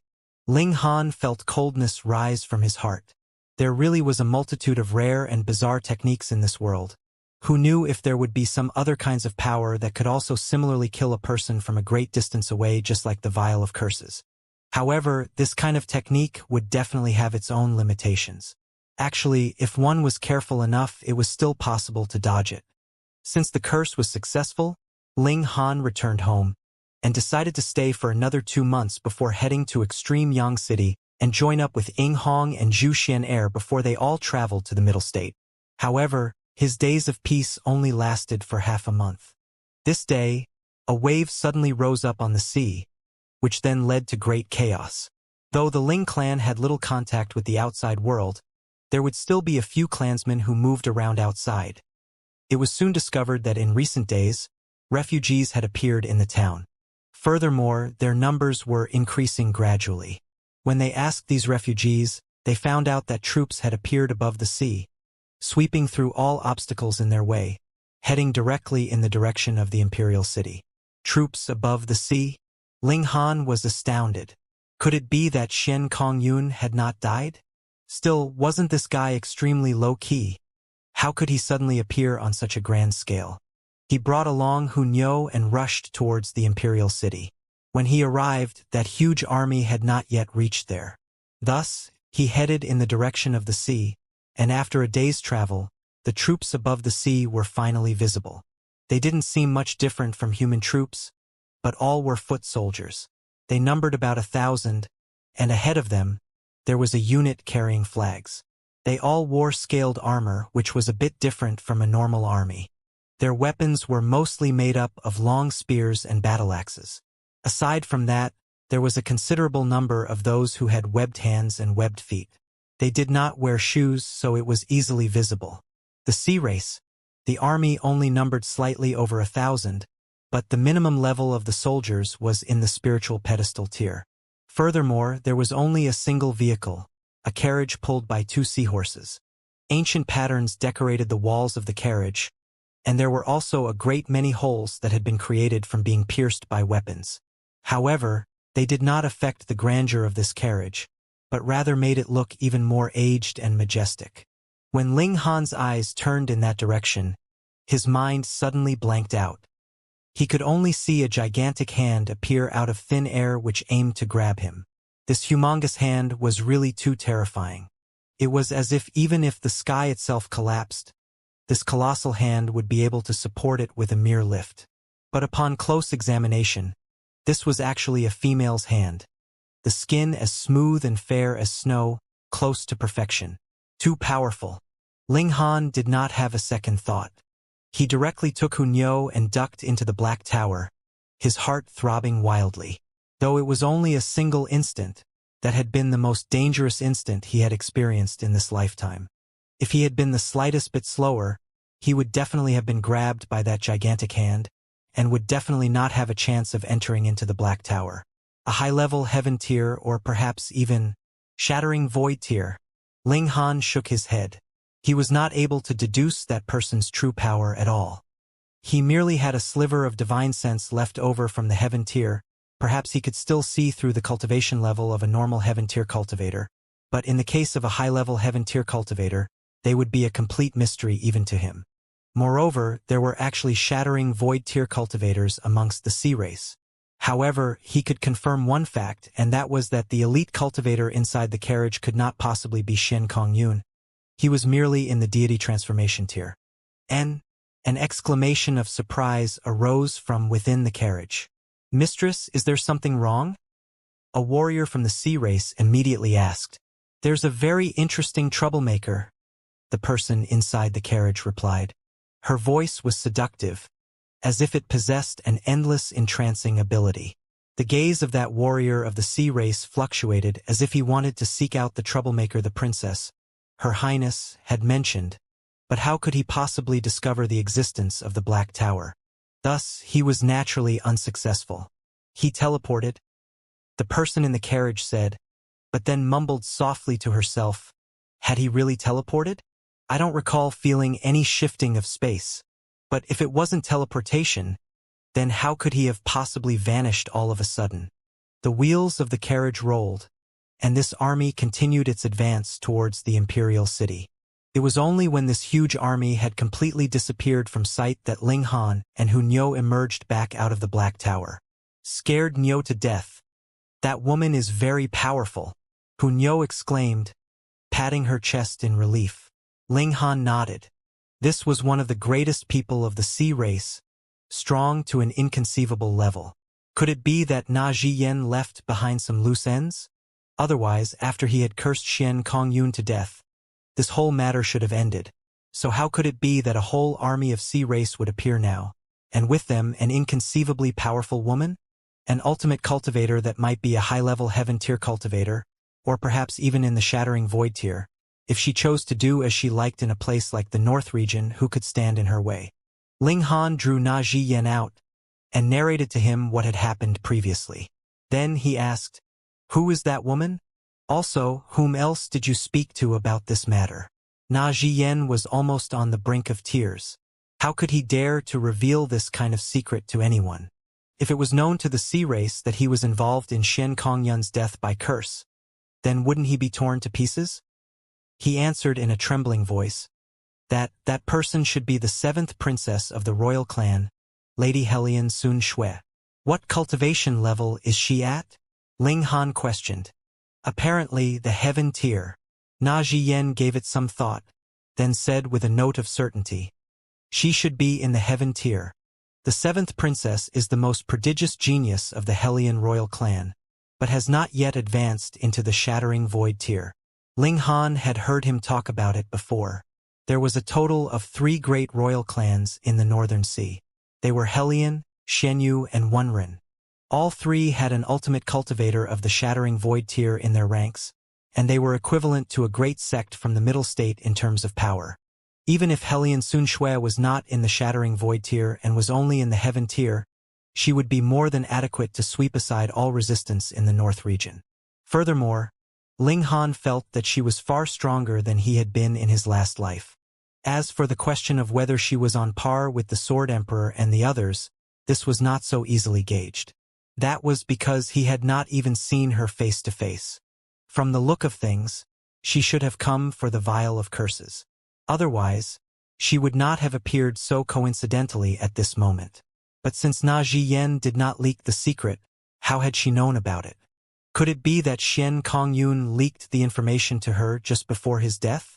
Ling Han thought for a moment, then once again knocked Na Zhiyan out and threw him back into the Black Tower. Then he too headed towards the Imperial City. Taking a different route, he surpassed the army of Sea Race and arrived in the Imperial City ahead of them. Honestly speaking, this army was not really advancing very quickly. However, no matter how slow they were, another 2 days later, the Sea Race had still arrived outside the Imperial City. Everyone in Fire Country felt like they were facing a great calamity. Upon the city walls, every soldier had a sword in hand or an arrow mounted on their bow, and war seemed about to begin at any moment. However, in front of an army where the lowest level was the spiritual pedestal tier, any resistance seemed futile. This shouldn't really be considered as an army, but rather Hellion Sun Shui's private guard. After all, their numbers amounted to too few to be considered an army. "I don't care who obtained that item. Hand it over immediately. Otherwise, 3 days later, I will incite a great tsunami wave and flood the whole of the desolate north." From within the carriage, Hellion Sun Shui's melodious yet cold voice could be heard. She released a sliver of her aura, and instantly even the skies changed color. Dapia, pa pa pa. All dropped their weapons, and aside from those who were in the ranks of rulers for martial arts, were forced to their knees. Everyone was in a state of extreme shock. The battle had not even begun, and things were already like this. The enemy was so strong one could only shiver at their might. What were they to do? They had absolutely no idea what item she was talking about. So how were they supposed to hand it over? When they thought about it, they were really having a bout of extreme bad luck. Just some days ago, someone charged into the imperial palace and forced them to agree to an unjust treaty which was a great humiliation to them. And now, someone else charged into the imperial city and threatened them. Yet they could not show the slightest bit of their infuriation. Though the woman inside the carriage had not even shown her face, no one dared to doubt her words. She merely released a bit of her aura, and it was enough to have everyone know that she was definitely not joking. She had that kind of power and at the same time would really do as she had said. Ling Han frowned. Now, he could absolutely confirm that the item she wanted was the Vial of Curses. After slight hesitation, he had Hunyou enter into the Black Tower first, then ascended up the city walls. "Milord! Milord! Milord!" When they saw Ling Han, everyone knelt down as if they had seen their savior. Ling Han laughed and said, "Don't look at me. Now, even if there were 10,000 of me, it still wouldn't be enough to stand against a single finger of hers." When they heard Ling Han say that, everyone wore disappointed expressions. Even Ling Han was no match for her, so what were they to do now? Ling Han looked into the distance and called out loudly, "We can negotiate, but if you make another move against me, I will immediately run, and I guarantee you will never find me again." "Insolence! How dare you speak to our mistress in this way?" The warriors of Sea Race all yelled in indignation. In their hearts, Hellion Sun Shui was an existence on par with a divine deity, and they could not allow the slightest bit of blasphemy against her. A mere human actually dared to negotiate with their mistress? He had to be delusional. Yet a voice was heard from within the carriage as she said, "Then, let us negotiate." Obviously, Hellion Sun Shui at the very least admitted Ling Han was very capable at fleeing after he had managed to successfully escape from her once. Otherwise, she would have simply apprehended him for interrogation rather than give him a chance for a negotiation. Ling Han smiled faintly. He knew that she would definitely be willing to negotiate. "I have a few questions to ask your highness," he called out loudly. "Oh, then you should first answer one question of mine. Otherwise, there would be no further need for discussion." Hellion Sun Shui said calmly, "Is that vial in your possession?" "Indeed." Ling Han made no denial and said, "That's right. It is indeed in my possession." For a while, no further sound was heard from within the carriage. Mayhap Hellion Sun Shui was too excited by the news, and was currently getting her emotions back under control. After a while, her voice was heard again. "All right, what do you want to know? How did your highness come to know about the matter of this vial?" Ling Han asked. "There are some things which are not appropriate for too many people to know. Let us switch to a different location for further discussion," Hellion Sun Shui said. Ling Han nodded and said, "All right, follow me, but not too close. Otherwise, if I get a scare, who knows, I may never appear again."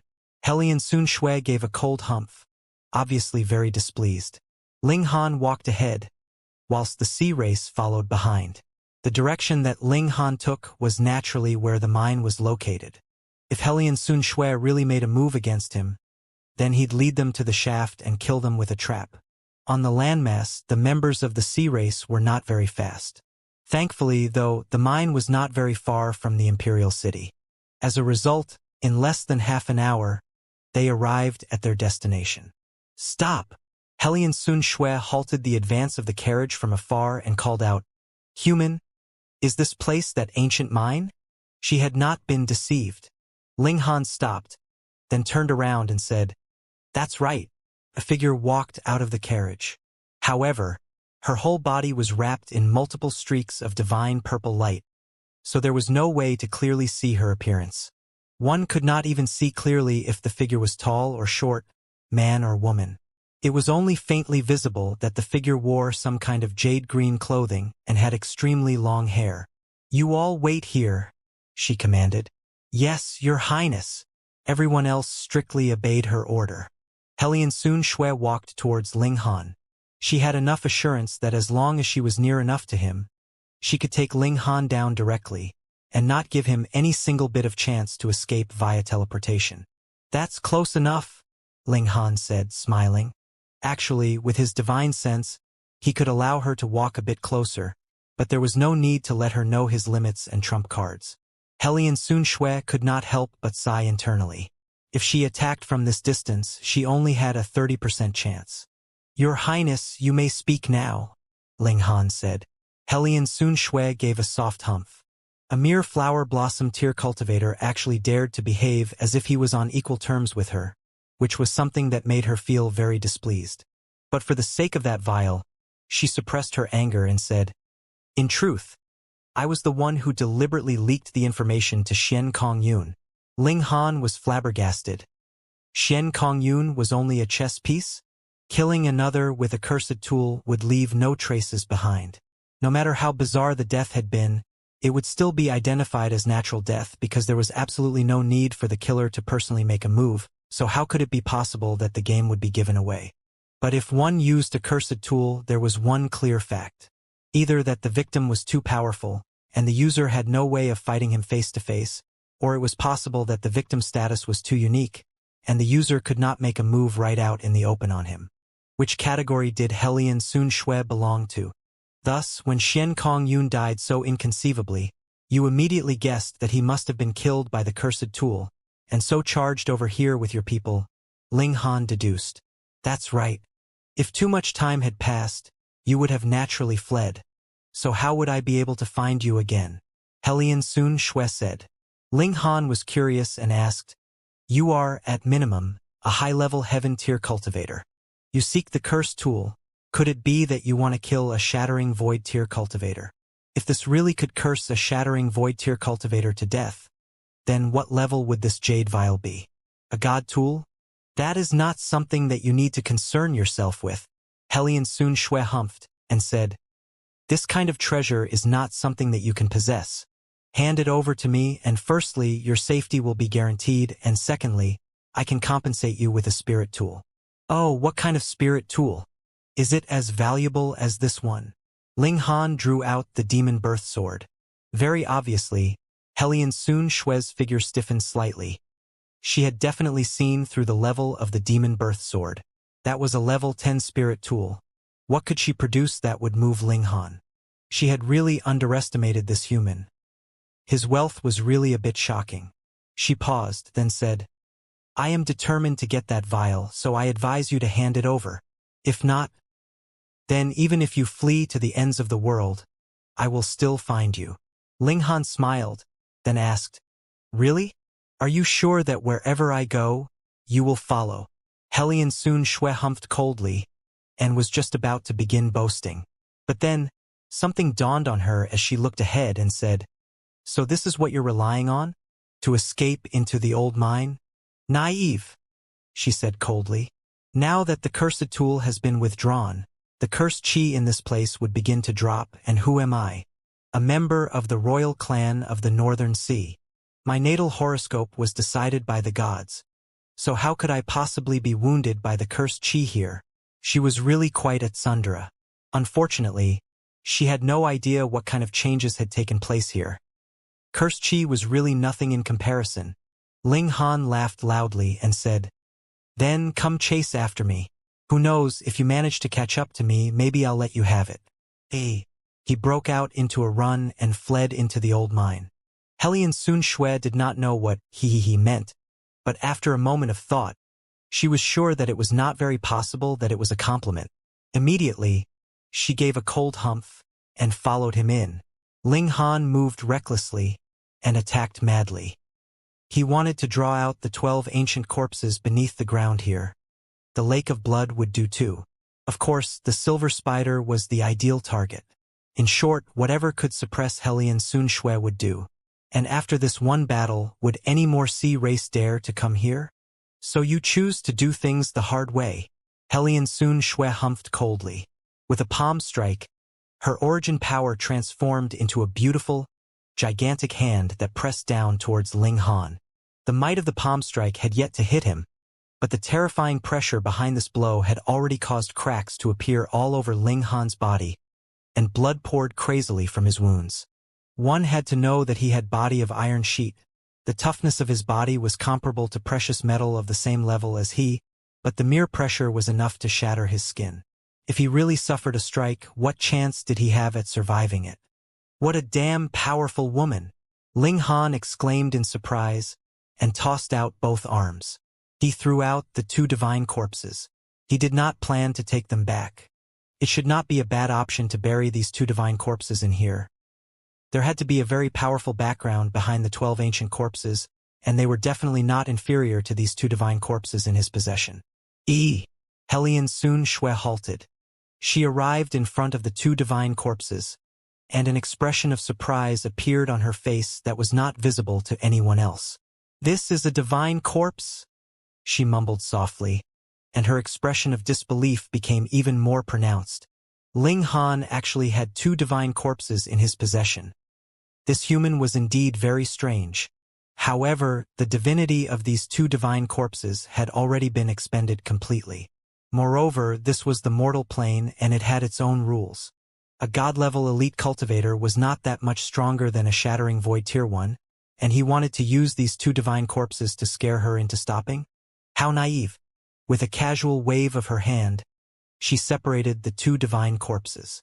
Since the essence of their divinity had been exhausted, they had lost whatever value they had. She couldn't be bothered to deal with them in that case. "There is no way you can escape," Hellion Sun Shui declared icily. Ling Han smiled faintly and said, "Who said I wanted to escape?" He had arrived at the site where the cursed tool had been placed. With a single punch, a terrifying amount of origin power added with his own body's physical strength created a very scary amount of destructive power. Pong! A pillar of blood soared upwards. Hong! The pillar of blood soared skywards, and a terrible scene appeared. Multiple stars actually fell as if it was the end of the world. Ling Han did not hesitate in the slightest and entered into the Black Tower at his first chance to dodge this calamity. The stench of blood permeated and blocked the divine sense from extending outside the body, and affected visibility as well. As a result, Hellion Sun Shui actually did not discover that Ling Han had disappeared at first, and still remained in the mine as she wanted to find Ling Han, subdue him and snatch away the vial of curses. But it was only a mere instant. The ocean of blood soared skywards, its terrible might on full display. Hellion Sun Shui's expression changed drastically. With her cultivation level, she was naturally able to clearly detect how terrifying this bloody water was. She hurriedly shot upwards. She was sure that Ling Han had long since teleported out. Otherwise, how could it be possible that a mere flower blossom tier cultivator like him be able to withstand such terrifying might and power? It was too late. A blood-colored tsunami wave quickly formed. This time, the 12 undecayed corpses did not appear. However, the gigantic silver spider appeared, and a sacred, terrifying aura emanated from its mountain-sized body. It was really too powerful. Before, Ling Han merely took one look at it, and it almost caused his soul to fly away and scatter and his physical body to burst even though he possessed a sliver of divine sense of the heaven tier, and furthermore, had already formed the body of iron sheet. The toughness of his physical body was on par with precious metal of the same level. Ling Han was already so, what more when it was another? The army of sea race in the distance released terrible cries as their bodies exploded one after another. The giant silver spider's gaze swept over Hellion Sun Shui, and this time, it did not simply shift its gaze like it was staring at a bug, but showed a hint of anger in its expression. A huge leg rose and pierced through the air towards Hellion Sun Shui. Even though Ling Han was hiding in the Black Tower, his expression changed drastically upon seeing this blow. It was too powerful, so powerful that it could even shoot down the stars in the skies. Hellion Sun Shui was completely unable to dodge. With a PU, her slender body was already pierced through. The spider's leg pierced through her body, and there were lingering traces of blood remaining on the spear-like silver limb. Pooh! Hellion Sun Shui threw up blood, but an immeasurable divine light flickered around her body which, too, was sacred and elegant, and filled with an ancient air. The giant silver spider actually revealed a very human expression. It abruptly withdrew its limb, its size shrinking swiftly, then transformed into a silver light that shot into the waves. Furthermore, the waters, too, began to swiftly subside, and very quickly, it had completely disappeared into the mine, as if the previous phenomenon had never happened. Except the army of the sea race had been turned into minced meat lying outside the mine, while Hellion Sun Shui had had her body pierced through. Ling Han exited the Black Tower, thinking that this place was really the perfect location to trap someone. Even a high-level heaven-tier cultivator had practically been killed in an instant, and this had also allowed him to see the gap between the heaven tier and the shattering void tier. Unable to withstand even a single strike, the higher one's level in martial arts, the larger the power gap would be between different cultivation levels. Even someone as powerful as Hellion Sunxue was unable to fight back at all in the face of that giant silver spider. He flew towards Hellion Sunxue, yet saw that the divine light that had surrounded this woman before had already disappeared and revealed her true face. She really was a beauty, with a fine nose and cherry lips. She had long, shapely eyebrows and skin as fair and smooth as jade. However, her eyes were tightly closed. Otherwise, they would have definitely added some further radiance to the level of her beauty. And on her left shoulder, there was a bloody hole. At this moment, blood was currently gushing out. It was obviously where the silver spider had pierced her through. Ling Han was astonished. Hellion Sunxue was actually not dead. Though none of her vital spots had been hit, with the power of the giant silver spider, if one was pierced through, the attack would explode inside one's body, and the destructive power of such a blow would be enough to destroy everything. From the look of things, the giant silver spider had obviously been merciful. Ling Han's gaze swept over her, and instantly, his killing intent rose. This woman was too dangerous. Moreover, she wanted the vial of curses in his possession, and would obviously not give up until she had gotten hold of it. He definitely could not leave this future trouble alive. Ling Han drew out the demon birth sword. Having compassion for the fairer sex depended on the situation. To be soft-hearted to one's enemy would be equivalent to be irresponsible for oneself, one's family, and friends. He did not hesitate and struck out with a slash. Wang! A halo of light emanated from Hellion Sunxue's body and transformed into a protective layer which blocked the attack of the demon birth sword. Fuck! Ling Han sensed it slightly, and discovered that this halo of light originated from the necklace worn around Hellion Sunxue's neck. To be more accurate, it should have come from the pendant hung on the necklace. Previously, when the giant silver spider released a severe blow, this pendant shone too, and made the giant silver spider be merciful and not erase Hellion Sunxue. Now it had managed to block Ling Han's fatal attack. From the look of things, this was an automatic defensive spirit tool. However, the giant silver spider was too powerful, so powerful that the spirit tool did not even have the time to activate. And in comparison, Ling Han was much too weak, which was why the spirit tool could so easily block his attack. Annoying! Ling Han bared his teeth. At first, he had thought that he would be entirely worthy of being recognized as the strongest person in the North region. Who would have foreseen that he would be even more helpless than he was in the desolate North? At least there, everyone would have to respectfully address him as Grandmaster Ling, but what about now? Did the identity of a heaven-tier alchemist have any effect or influence on Hellion Sunxue or the giant silver spider? He was dissatisfied and threw out a few more strikes. He even made use of sword chi, but the defensive ability of that halo of light was really too strong. No matter what he did, it was absolutely useless.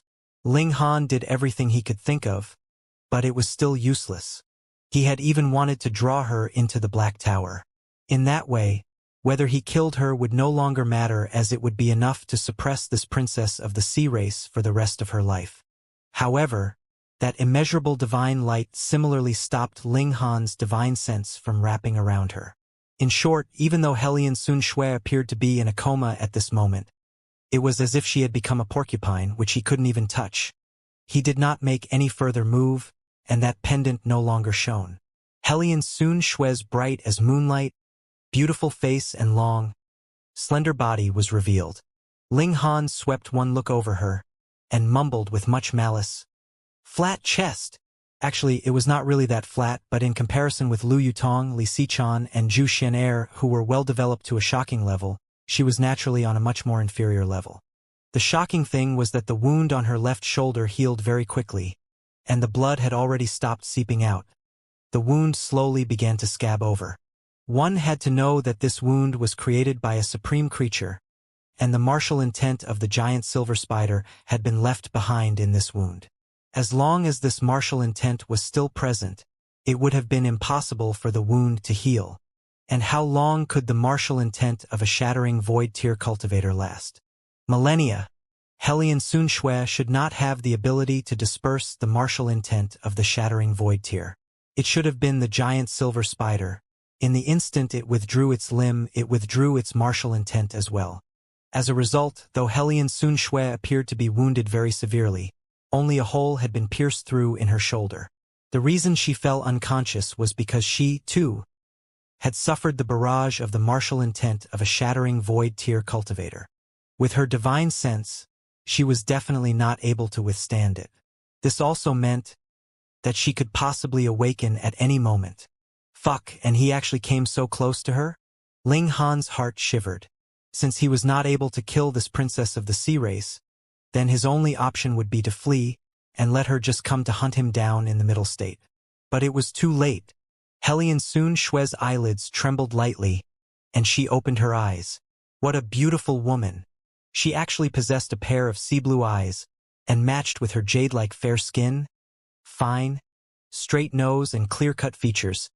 She had the charm that belonged to one from a foreign land. Who are you? She looked at Ling Han in confusion, then looked down at herself. And who am I? She had lost her memory? After sustaining a single strike from the giant silver spider, Hellion Sunxue actually lost her memory? That was a very likely possibility. Because her divine sense had suffered an attack on the level of the shattering void tier, amnesia was a very ordinary consequence. But the question was this amnesia a short-term loss of memory, or a permanent loss? If it was only a temporary one, then how long would it last for? A few days, a few months, or a few years? Ling Han was astonished. He realized that he could not sense any movement of origin power from her body at all. Could it be that after she had lost her memory, she did not even know how to circulate her origin power anymore? Was that even possible? Ling Han could not confirm it, but since this princess of the sea race could no longer circulate origin power, then what threat could she be to him? One had to know that the reason that cultivators could overturn mountains and empty oceans was because they had cultivated origin power. Without origin power, the pure strength of cultivators would not be that much stronger than any ordinary person, and their defense would not be much stronger either. Just make a flower blossom tier cultivator unable to circulate his origin power defensively, and then have ordinary soldiers try and attack him with a multitude of arrows. He was guaranteed to look like a beehive just from the number of holes he would have.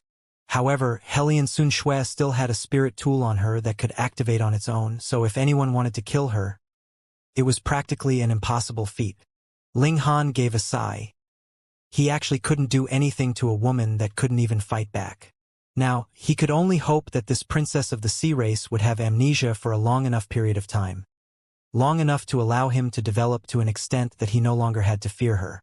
Hellion Sunxue stared at Ling Han blankly yet with clear hope in her gaze, as if hoping that Ling Han could tell her who she was. There was a touching glint of emotion brimming in her large sea-blue eyes. Ling Han felt that this woman was a little cute at this moment. Previously, she had been so insufferably arrogant, and now she actually seemed like a pitiful little puppy. He could not help but smile and said, "My name is Ling Han. Your name is Hellion Sunxue. Do you have any recollection of this name? Hellion Sunxue? Hellion Sunxue." The princess of the sea race shook her head endlessly, and the only missing gesture was biting on one of her fingers. After a long time, an expression of pleased surprise appeared on her face. "My name is Hellion Sunxue?" Ling Han was defeated. Did this woman have an attribute of being stupidly adorable? Where are we now? Why are we here? What is the relation between the two of us? Hellion Sunxue asked in a single breath like a curious kid. Ling Han pondered for a moment, then answered, "This is fire country. As for you, I was the one who picked you up. I also do not know who you actually are. As for this place, we came here to walk around. All right, now that our walk is over, let us both go back to our respective mothers. Goodbye." He turned around and prepared to leave. He really did not want to stay by the side of a high-level heaven-tier cultivator. Who knew when this woman would regain her memories? If she suddenly made a move on him at that time, he'd be done for. He could not be soft-hearted in this situation. He had only took a single step when he felt a tightening brace around his legs. Hellion Sunxue had actually clamped her arms around his legs. This woman was behaving like a shrew, without any care for her image.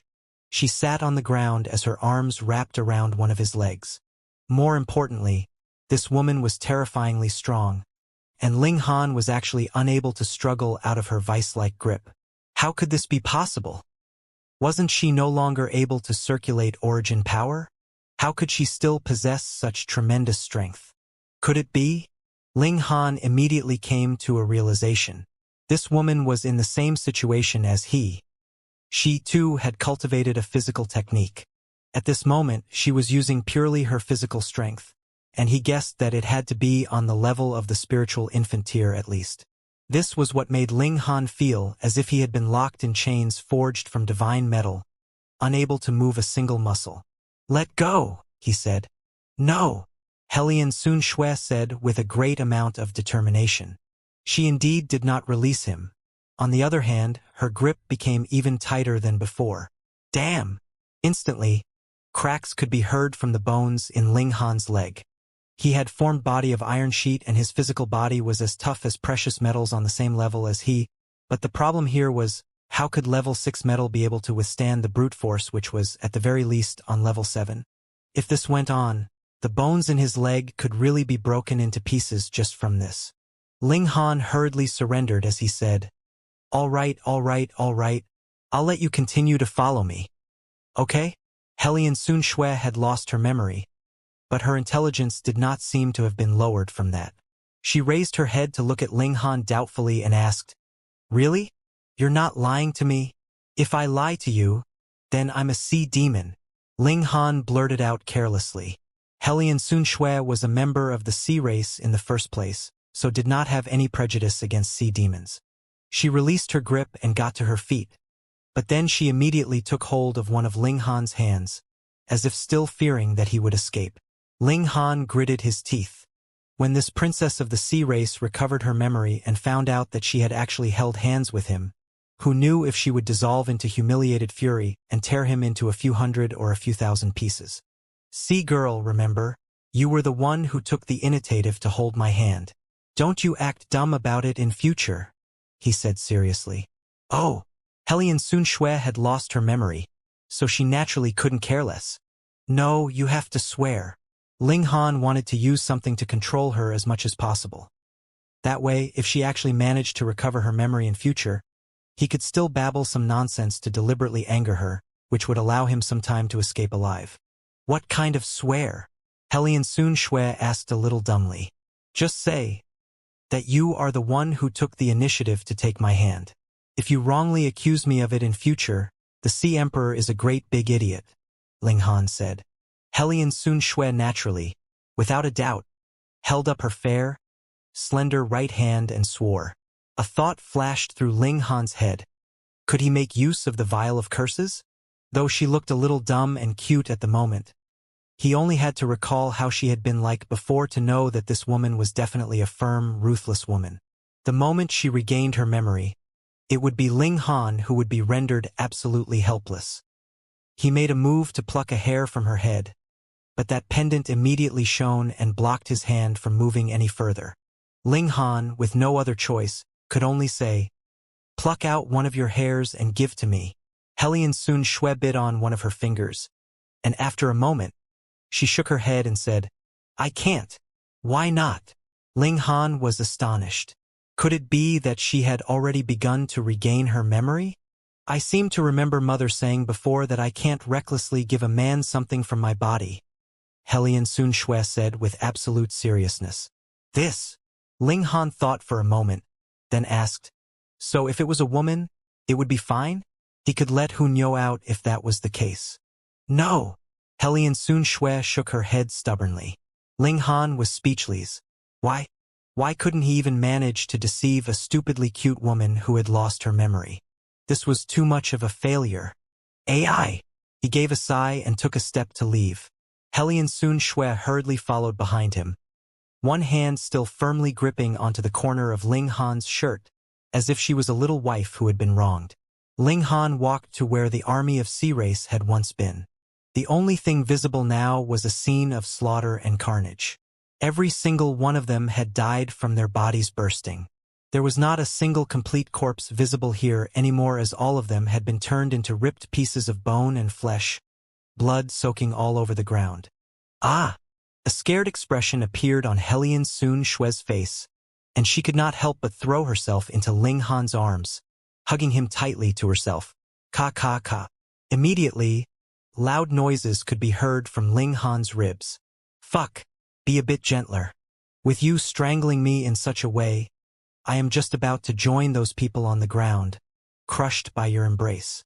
Moreover, your small breasts really have no gradation or texture, and I don't have the slightest feeling that there are 2 lumps of flesh pressing down on my chest. If you keep holding on, I am going to die, Ling Han gasped out. Helian Sun Shui finally released him, but hid herself behind Ling Han, tightly gripping onto the corner of his shirt. Ling Han could distinctly feel her trembling. Such an overbearing, domineering woman actually had such a delicate side to her? Could amnesia cause someone's character to experience a tremendous change? Or would it cause someone to show a side that they usually kept hidden deep within? Ling Han did not know, nor did he care. The biggest problem for him now was, how was he supposed to throw this huge burden away? This was practically a time bomb. When she actually managed to regain her memories, this time bomb would explode. Just the mere thought of it would give him insomnia. Hainyo, let's see how fast you can run, Ling Han said. He had already led Helian Sun Shui far away from the mine to avoid her going into another emotional turbulence and strangling him into a corpse. Oh! Helian Sun Shui nodded, then asked curiously, why do you call me Hainyo? Because I want to. Ling Han glared at her. Instantly, Helian Sun Shui's eyes brimmed with tears.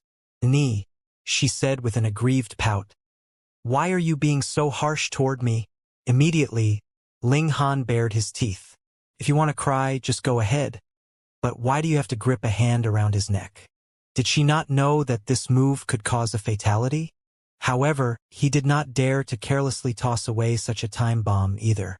Otherwise, if she really did explode, even if she only possessed the physical strength of the spiritual infanteer, it was still a very terrifying thing. Furthermore, this was only his estimate. What if her physical technique had reached the level of the heaven tier? I won't be harsh toward you anymore, all right? Ling Han sighed. Against a Helian Sun Shui at her prime, he would not admit defeat in the slightest, and even tricked her successfully. If it was not for the fact that she had a very powerful spirit tool in her possession, she would have been killed by his trap already. But the current her was unable to circulate origin power, and her intelligence had also become adorably low. But now, on the contrary, she actually managed to suppress Ling Han.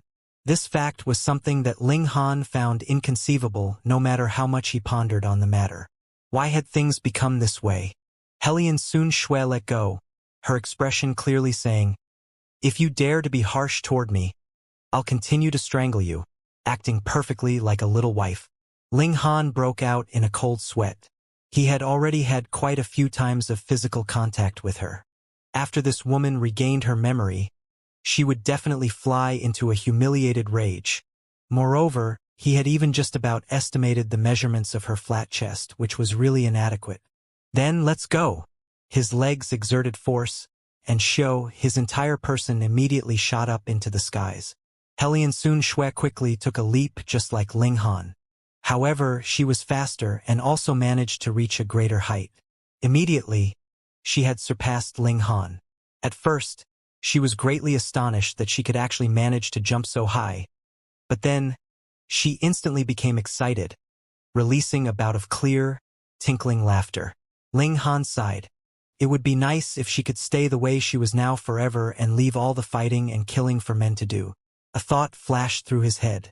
Could he use this period of time to instill some concepts of peace and beauty into Helian Sun Shui?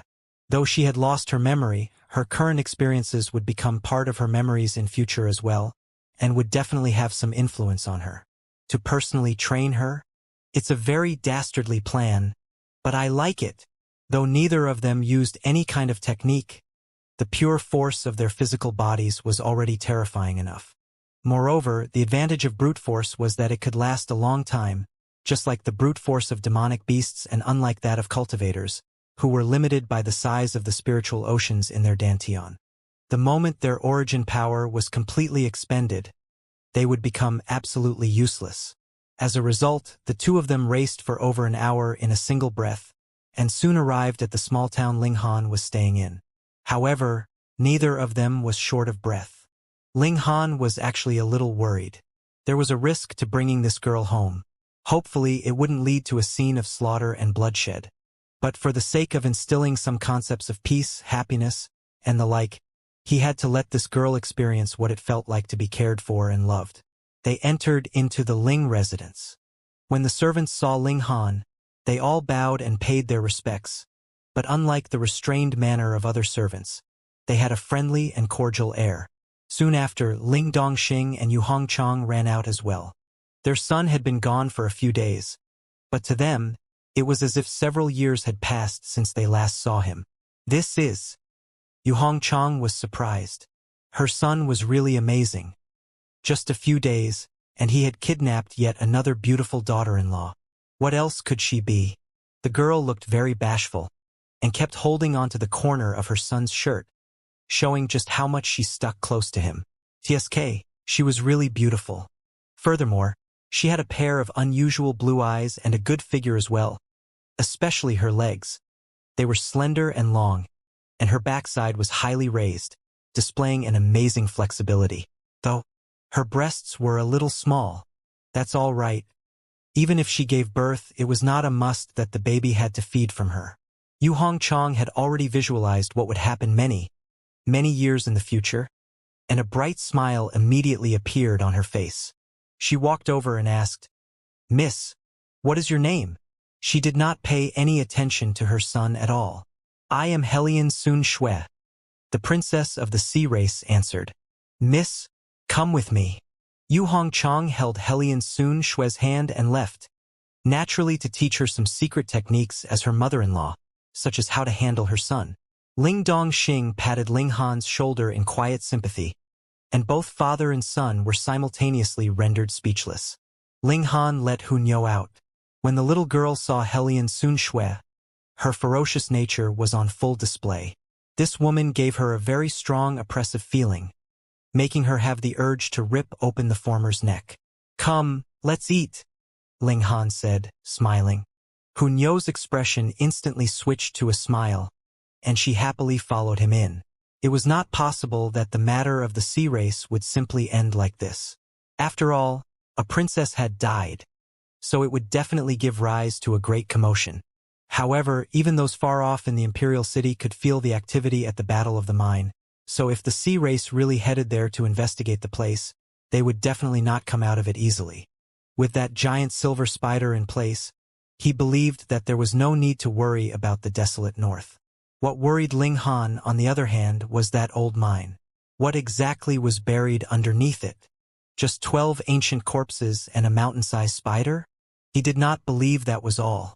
But with the giant silver spider there, could he go to the deeper levels to find out? If he wanted to know what exactly was buried underneath the old mine, he needed greater power. At the very least, he had to regain his cultivation level at the heaven tier, backed by the Black Tower. He should be able to explore further. The safest way was naturally for him to break through to the shattering void tier. That way, he'd be able to barge in directly. He planned to stay at home for a dozen over days before heading towards the middle state.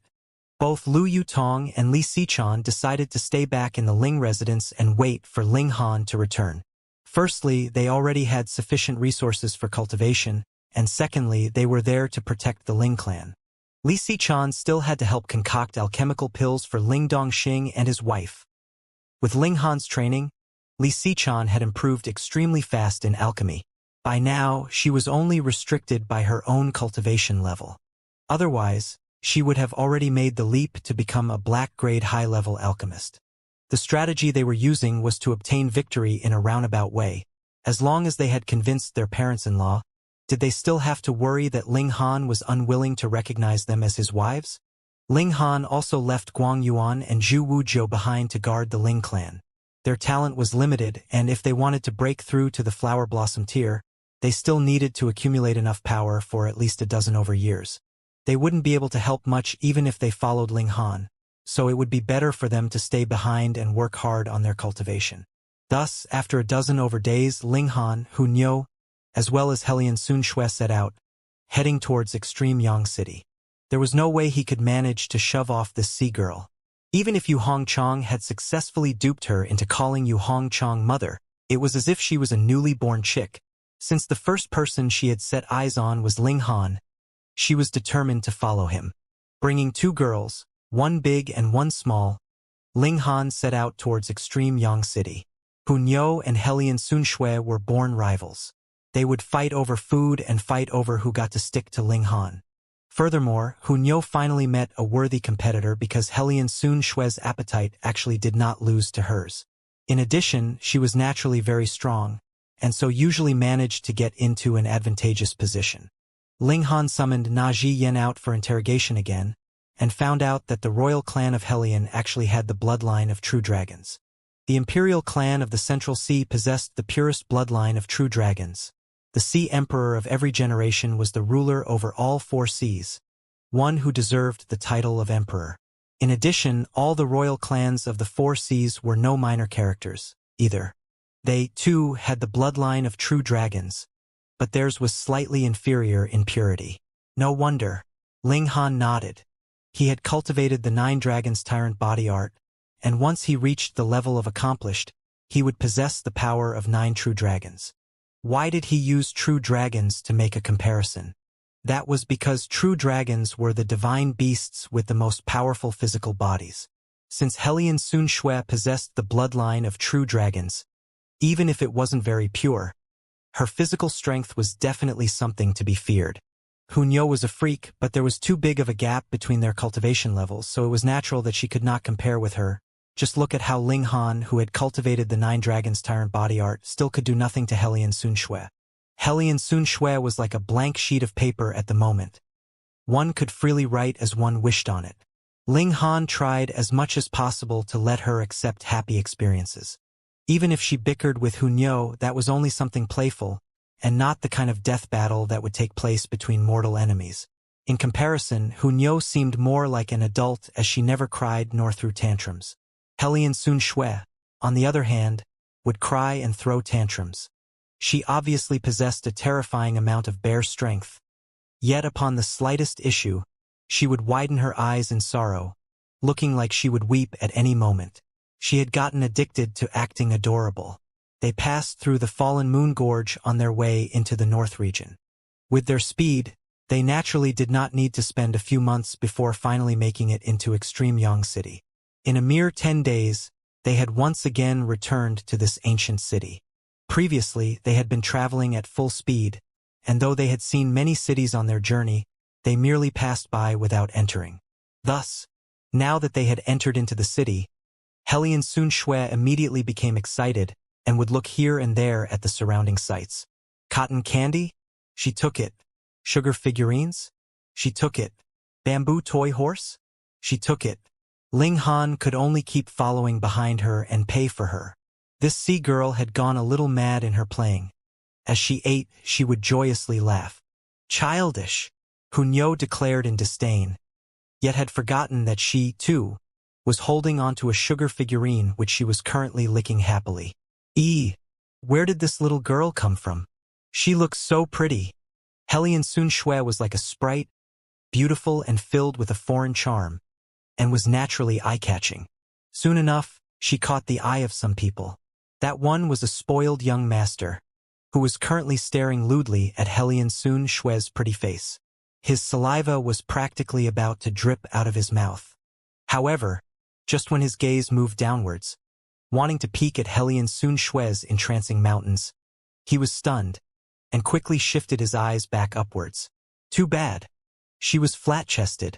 Helian Sun Shui tilted her head and looked at him, and asked in slight confusion, "Why are you blocking my path?" The spoiled young master snickered, and said, "Little girl, follow me back. Let us have some fun." He was obviously used to having his way. Waving his hand, he commanded, "Take her back." "Yes, young master." Immediately from behind him, 4 sturdy servants stepped out, all of them looking as fierce as wolves and tigers. Hellion Xunshui was so scared that she screamed in panic and hurriedly ducked back behind Ling Han. With her speed, there were really not that many people who could catch up to her. Furthermore, so what if they actually caught up to her? With a shove backed by her titanic strength, probably even Ling Han would have his bones broken.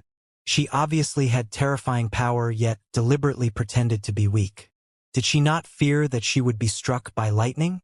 Ling Han mocked her behavior internally, then turned and said to Hellion Xunshui, "Look what this trash is doing. This is called taking advantage of one's position to bully others. See, girl, don't you think that this kind of person is really detestable?" Hellion Xunshui nodded her head quickly and patted her chest. With lingering fear, she said, "Detestable almost scared me to death. So, we cannot act like this kind of person, right?" Ling Han continued to guide her with enticing words. "Right, we can't act like this kind of person." Hellion Xunshui nodded. "However, we also cannot allow such trash to bully us. Remember, we do not take the initiative to trifle with others, as that is not a right thing to do. But if others trifle with us, we cannot hold our punches, either. When we should fight back, we should still fight back. We are not punching bags. Right?" Ling Han continued. These words were a little long, and Hellion Xunshui was a little dazed. However, out of habit, she still nodded and said, "Right. Who do you think you damn are to actually dare to interfere in my matters?" The spoiled young master was displeased now. Did these two people treat him as empty air? They actually began to chat idly as if there was no one else around them. With a wave of his hand, he commanded, "Beat up this man until he's disabled. Then bring the girl back to the residence." "Yes, young master." The four servants once again set forth.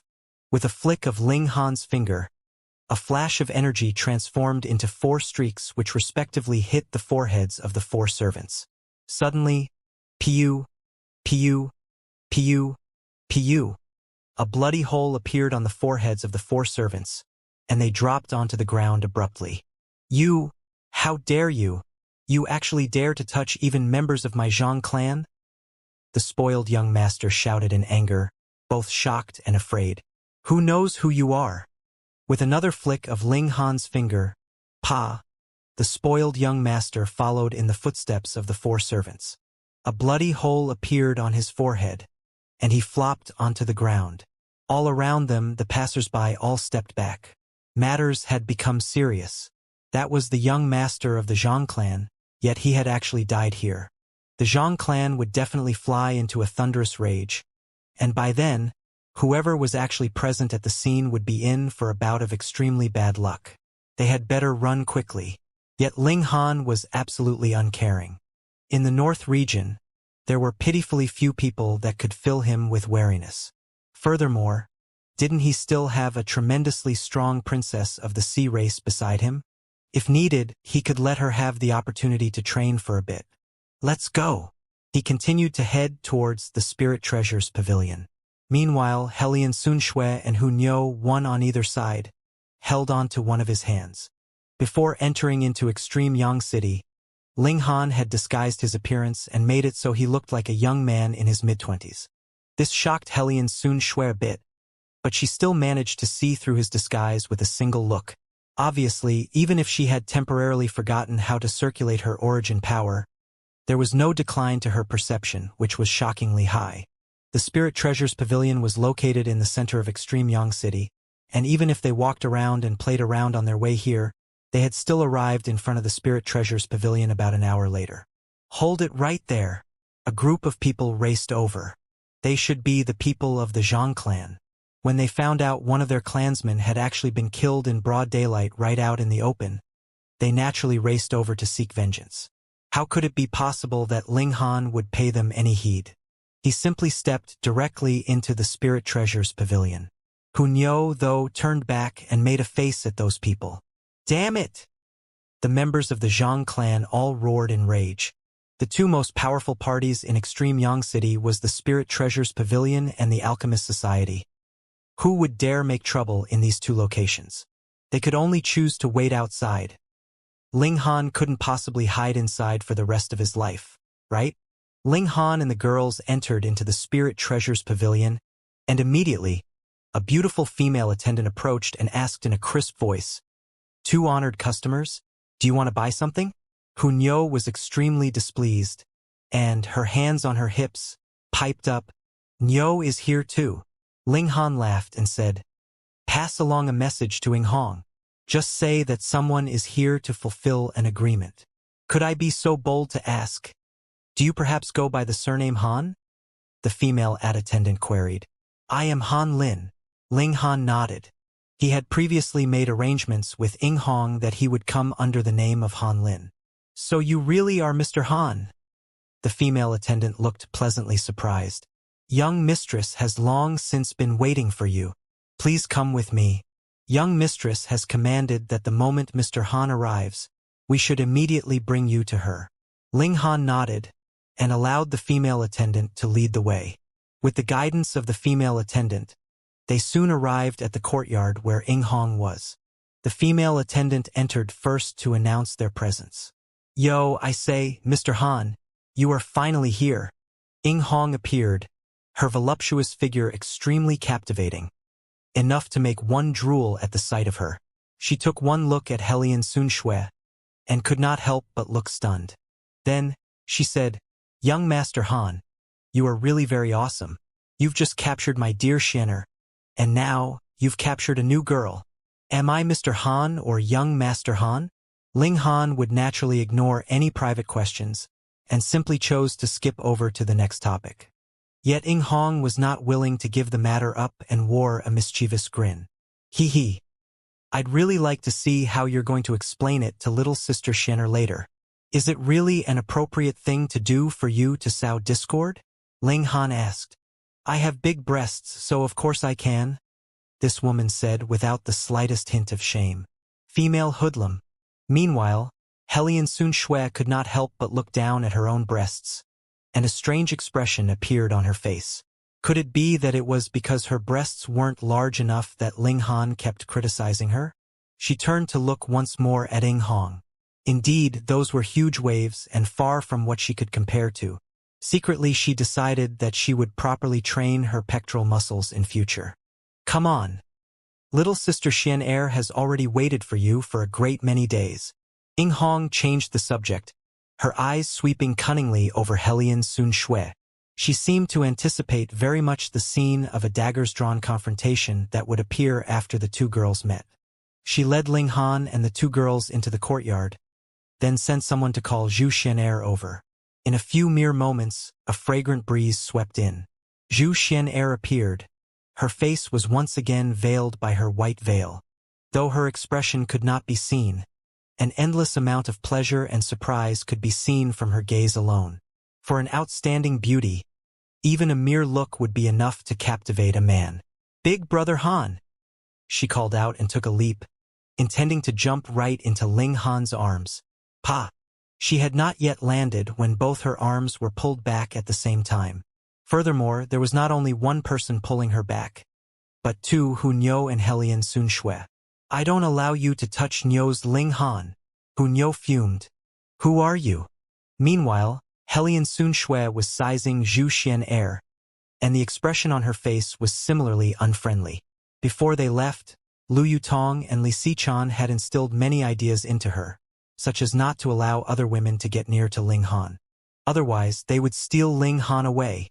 The moment she opened her eyes, the first person she saw was Ling Han, and like how some animals would think the first living creature they set eyes on when they were born their parent, she also clung close to Ling Han. Thus, she was naturally very careful. She would definitely not allow any woman to steal Ling Han away. Zhu Xian'er was shocked. A Hunyo that got easily jealous was more than enough. Why had there appeared another big girl? Also, why were the eyes of this woman blue? They looked weird, but they gave her a captivating air.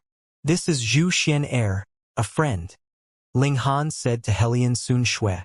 "Oh!" Helian Sunxue immediately let go, but Hunyo set herself between Zhu Xian'er and Ling Han, her face saying, "Don't think you can get close." Zhu Xian'er could only suppress the longing in her heart and look at Ling Han with a touching gaze. Really, she was too beautiful. This mere gaze caused waves in Ling Han's heart, and made him feel an urge to push her down. Tisk, tsk, tsk. I say, little sister Xianxia, you're already calling big brother so fast? Ing Hong said from one side, and gave an exaggerated shiver. I'm about to die from the sappiness. If you don't speak, nobody's going to take you for a mute, Ling Han said, smiling. How is it? In my own territory, you will not even allow me to speak. Ing Hong humphed. All right, fine. But shouldn't we be setting out soon? We're all just waiting for you. Now that you're here, let's set out. Though she said that they would set out immediately, they still prepared for a few hours. It was a big matter to set out to the Middle State in order to take part in the Spirit Treasures Pavilion competition, so how could they simply set out just like that? They naturally had to make some preparations beforehand. Their ride was an extremely lavish carriage. Not only did it contain chairs and beds, it was actually divided into 3 compartments. By day, they could sit inside the first compartment and chat, and at night, the women would sleep in the second compartment, whereas Ling Han alone occupied the third compartment. The North region was very, very big. Merely traveling from extreme Yang City to the border between the North region and the Middle State would require over a dozen days, and the Middle State was even larger. If one wanted to travel to the headquarters of the Spirit Treasures Pavilion located in the Million Treasure City, that would be another 20 over days of traveling. The journey would take at least about a month's time, and this was still because their carriage was extremely fast. Otherwise, if they were using an ordinary carriage, then even if the journey took 8 to 10 years' time, don't begrudge it for being too slow. However, they had just stepped out of the Spirit Treasures Pavilion when they saw a group of aggressive-looking people blocking their advance. Ing Hong was surprised. At the entrance to the Spirit Treasures Pavilion, she, the young mistress, actually had someone block her way. What was the meaning of this? Brat, surrender your life. When they saw Ling Han walk out, immediately, 5 shining weapons waved forth. How dare you? When the guard of the Spirit Treasures Pavilion saw this, he immediately moved. With a wave of his sword, ding, ding, ding, the 5 weapons were all sent flying from their owner's hands. When the members of the Zhang clan saw this, they were instantly displeased and said, "This brat killed our young master. Previously, he kept hiding inside the Spirit Treasures Pavilion. We gave you face and did not charge in to apprehend him, but now that he's come out, do you all still intend to shelter him?" The guard of the Spirit Treasures Pavilion merely sneered coldly. What a bunch of idiots. They actually dared to make a move on young mistress's honored guest. They really were tired of living. The Zhang clan, a clan that merely had spiritual ocean tier cultivators, actually dared to reason things out with the Spirit Treasures Pavilion? Get lost, he declared icily, his killing intent on full display. If you continue pestering, then I'll kill all of you. The members of the Zhang clan were naturally unwilling to yield, and began to shout. Even the Spirit Treasures Pavilion cannot be unreasonable. After killing our young master, you still plan to flee in a grand manner? Hand over the criminal. The guard sneered coldly and drew his sword. He said, "What a bunch of reckless, blind idiots." Shwa, shwa, shwa. After consecutively killing a number of them, those that remained were scared off, and hurriedly turned right around and fled for their lives. Ling Han and the others did not pay any heed to this. A battle of this level, in their eyes, was only child's play. The carriage began to move, advancing towards the Middle State. Ling Han sat down comfortably. Hunyo sat on his lap, chewing on melon seeds. She guarded him closely, not allowing Zhu Xianxia the slightest chance to get any nearer. At first, I was worried that you would be hunted down by the masses, and would not be able to compete for our side. I did not think that you would actually have this kind of skill. Ing Hong stared at Ling Han's face, a shocked expression on her face. Ling Han smiled faintly, and asked, "Has anything big happened recently?" "Yes, there definitely has," Ing Hong answered immediately.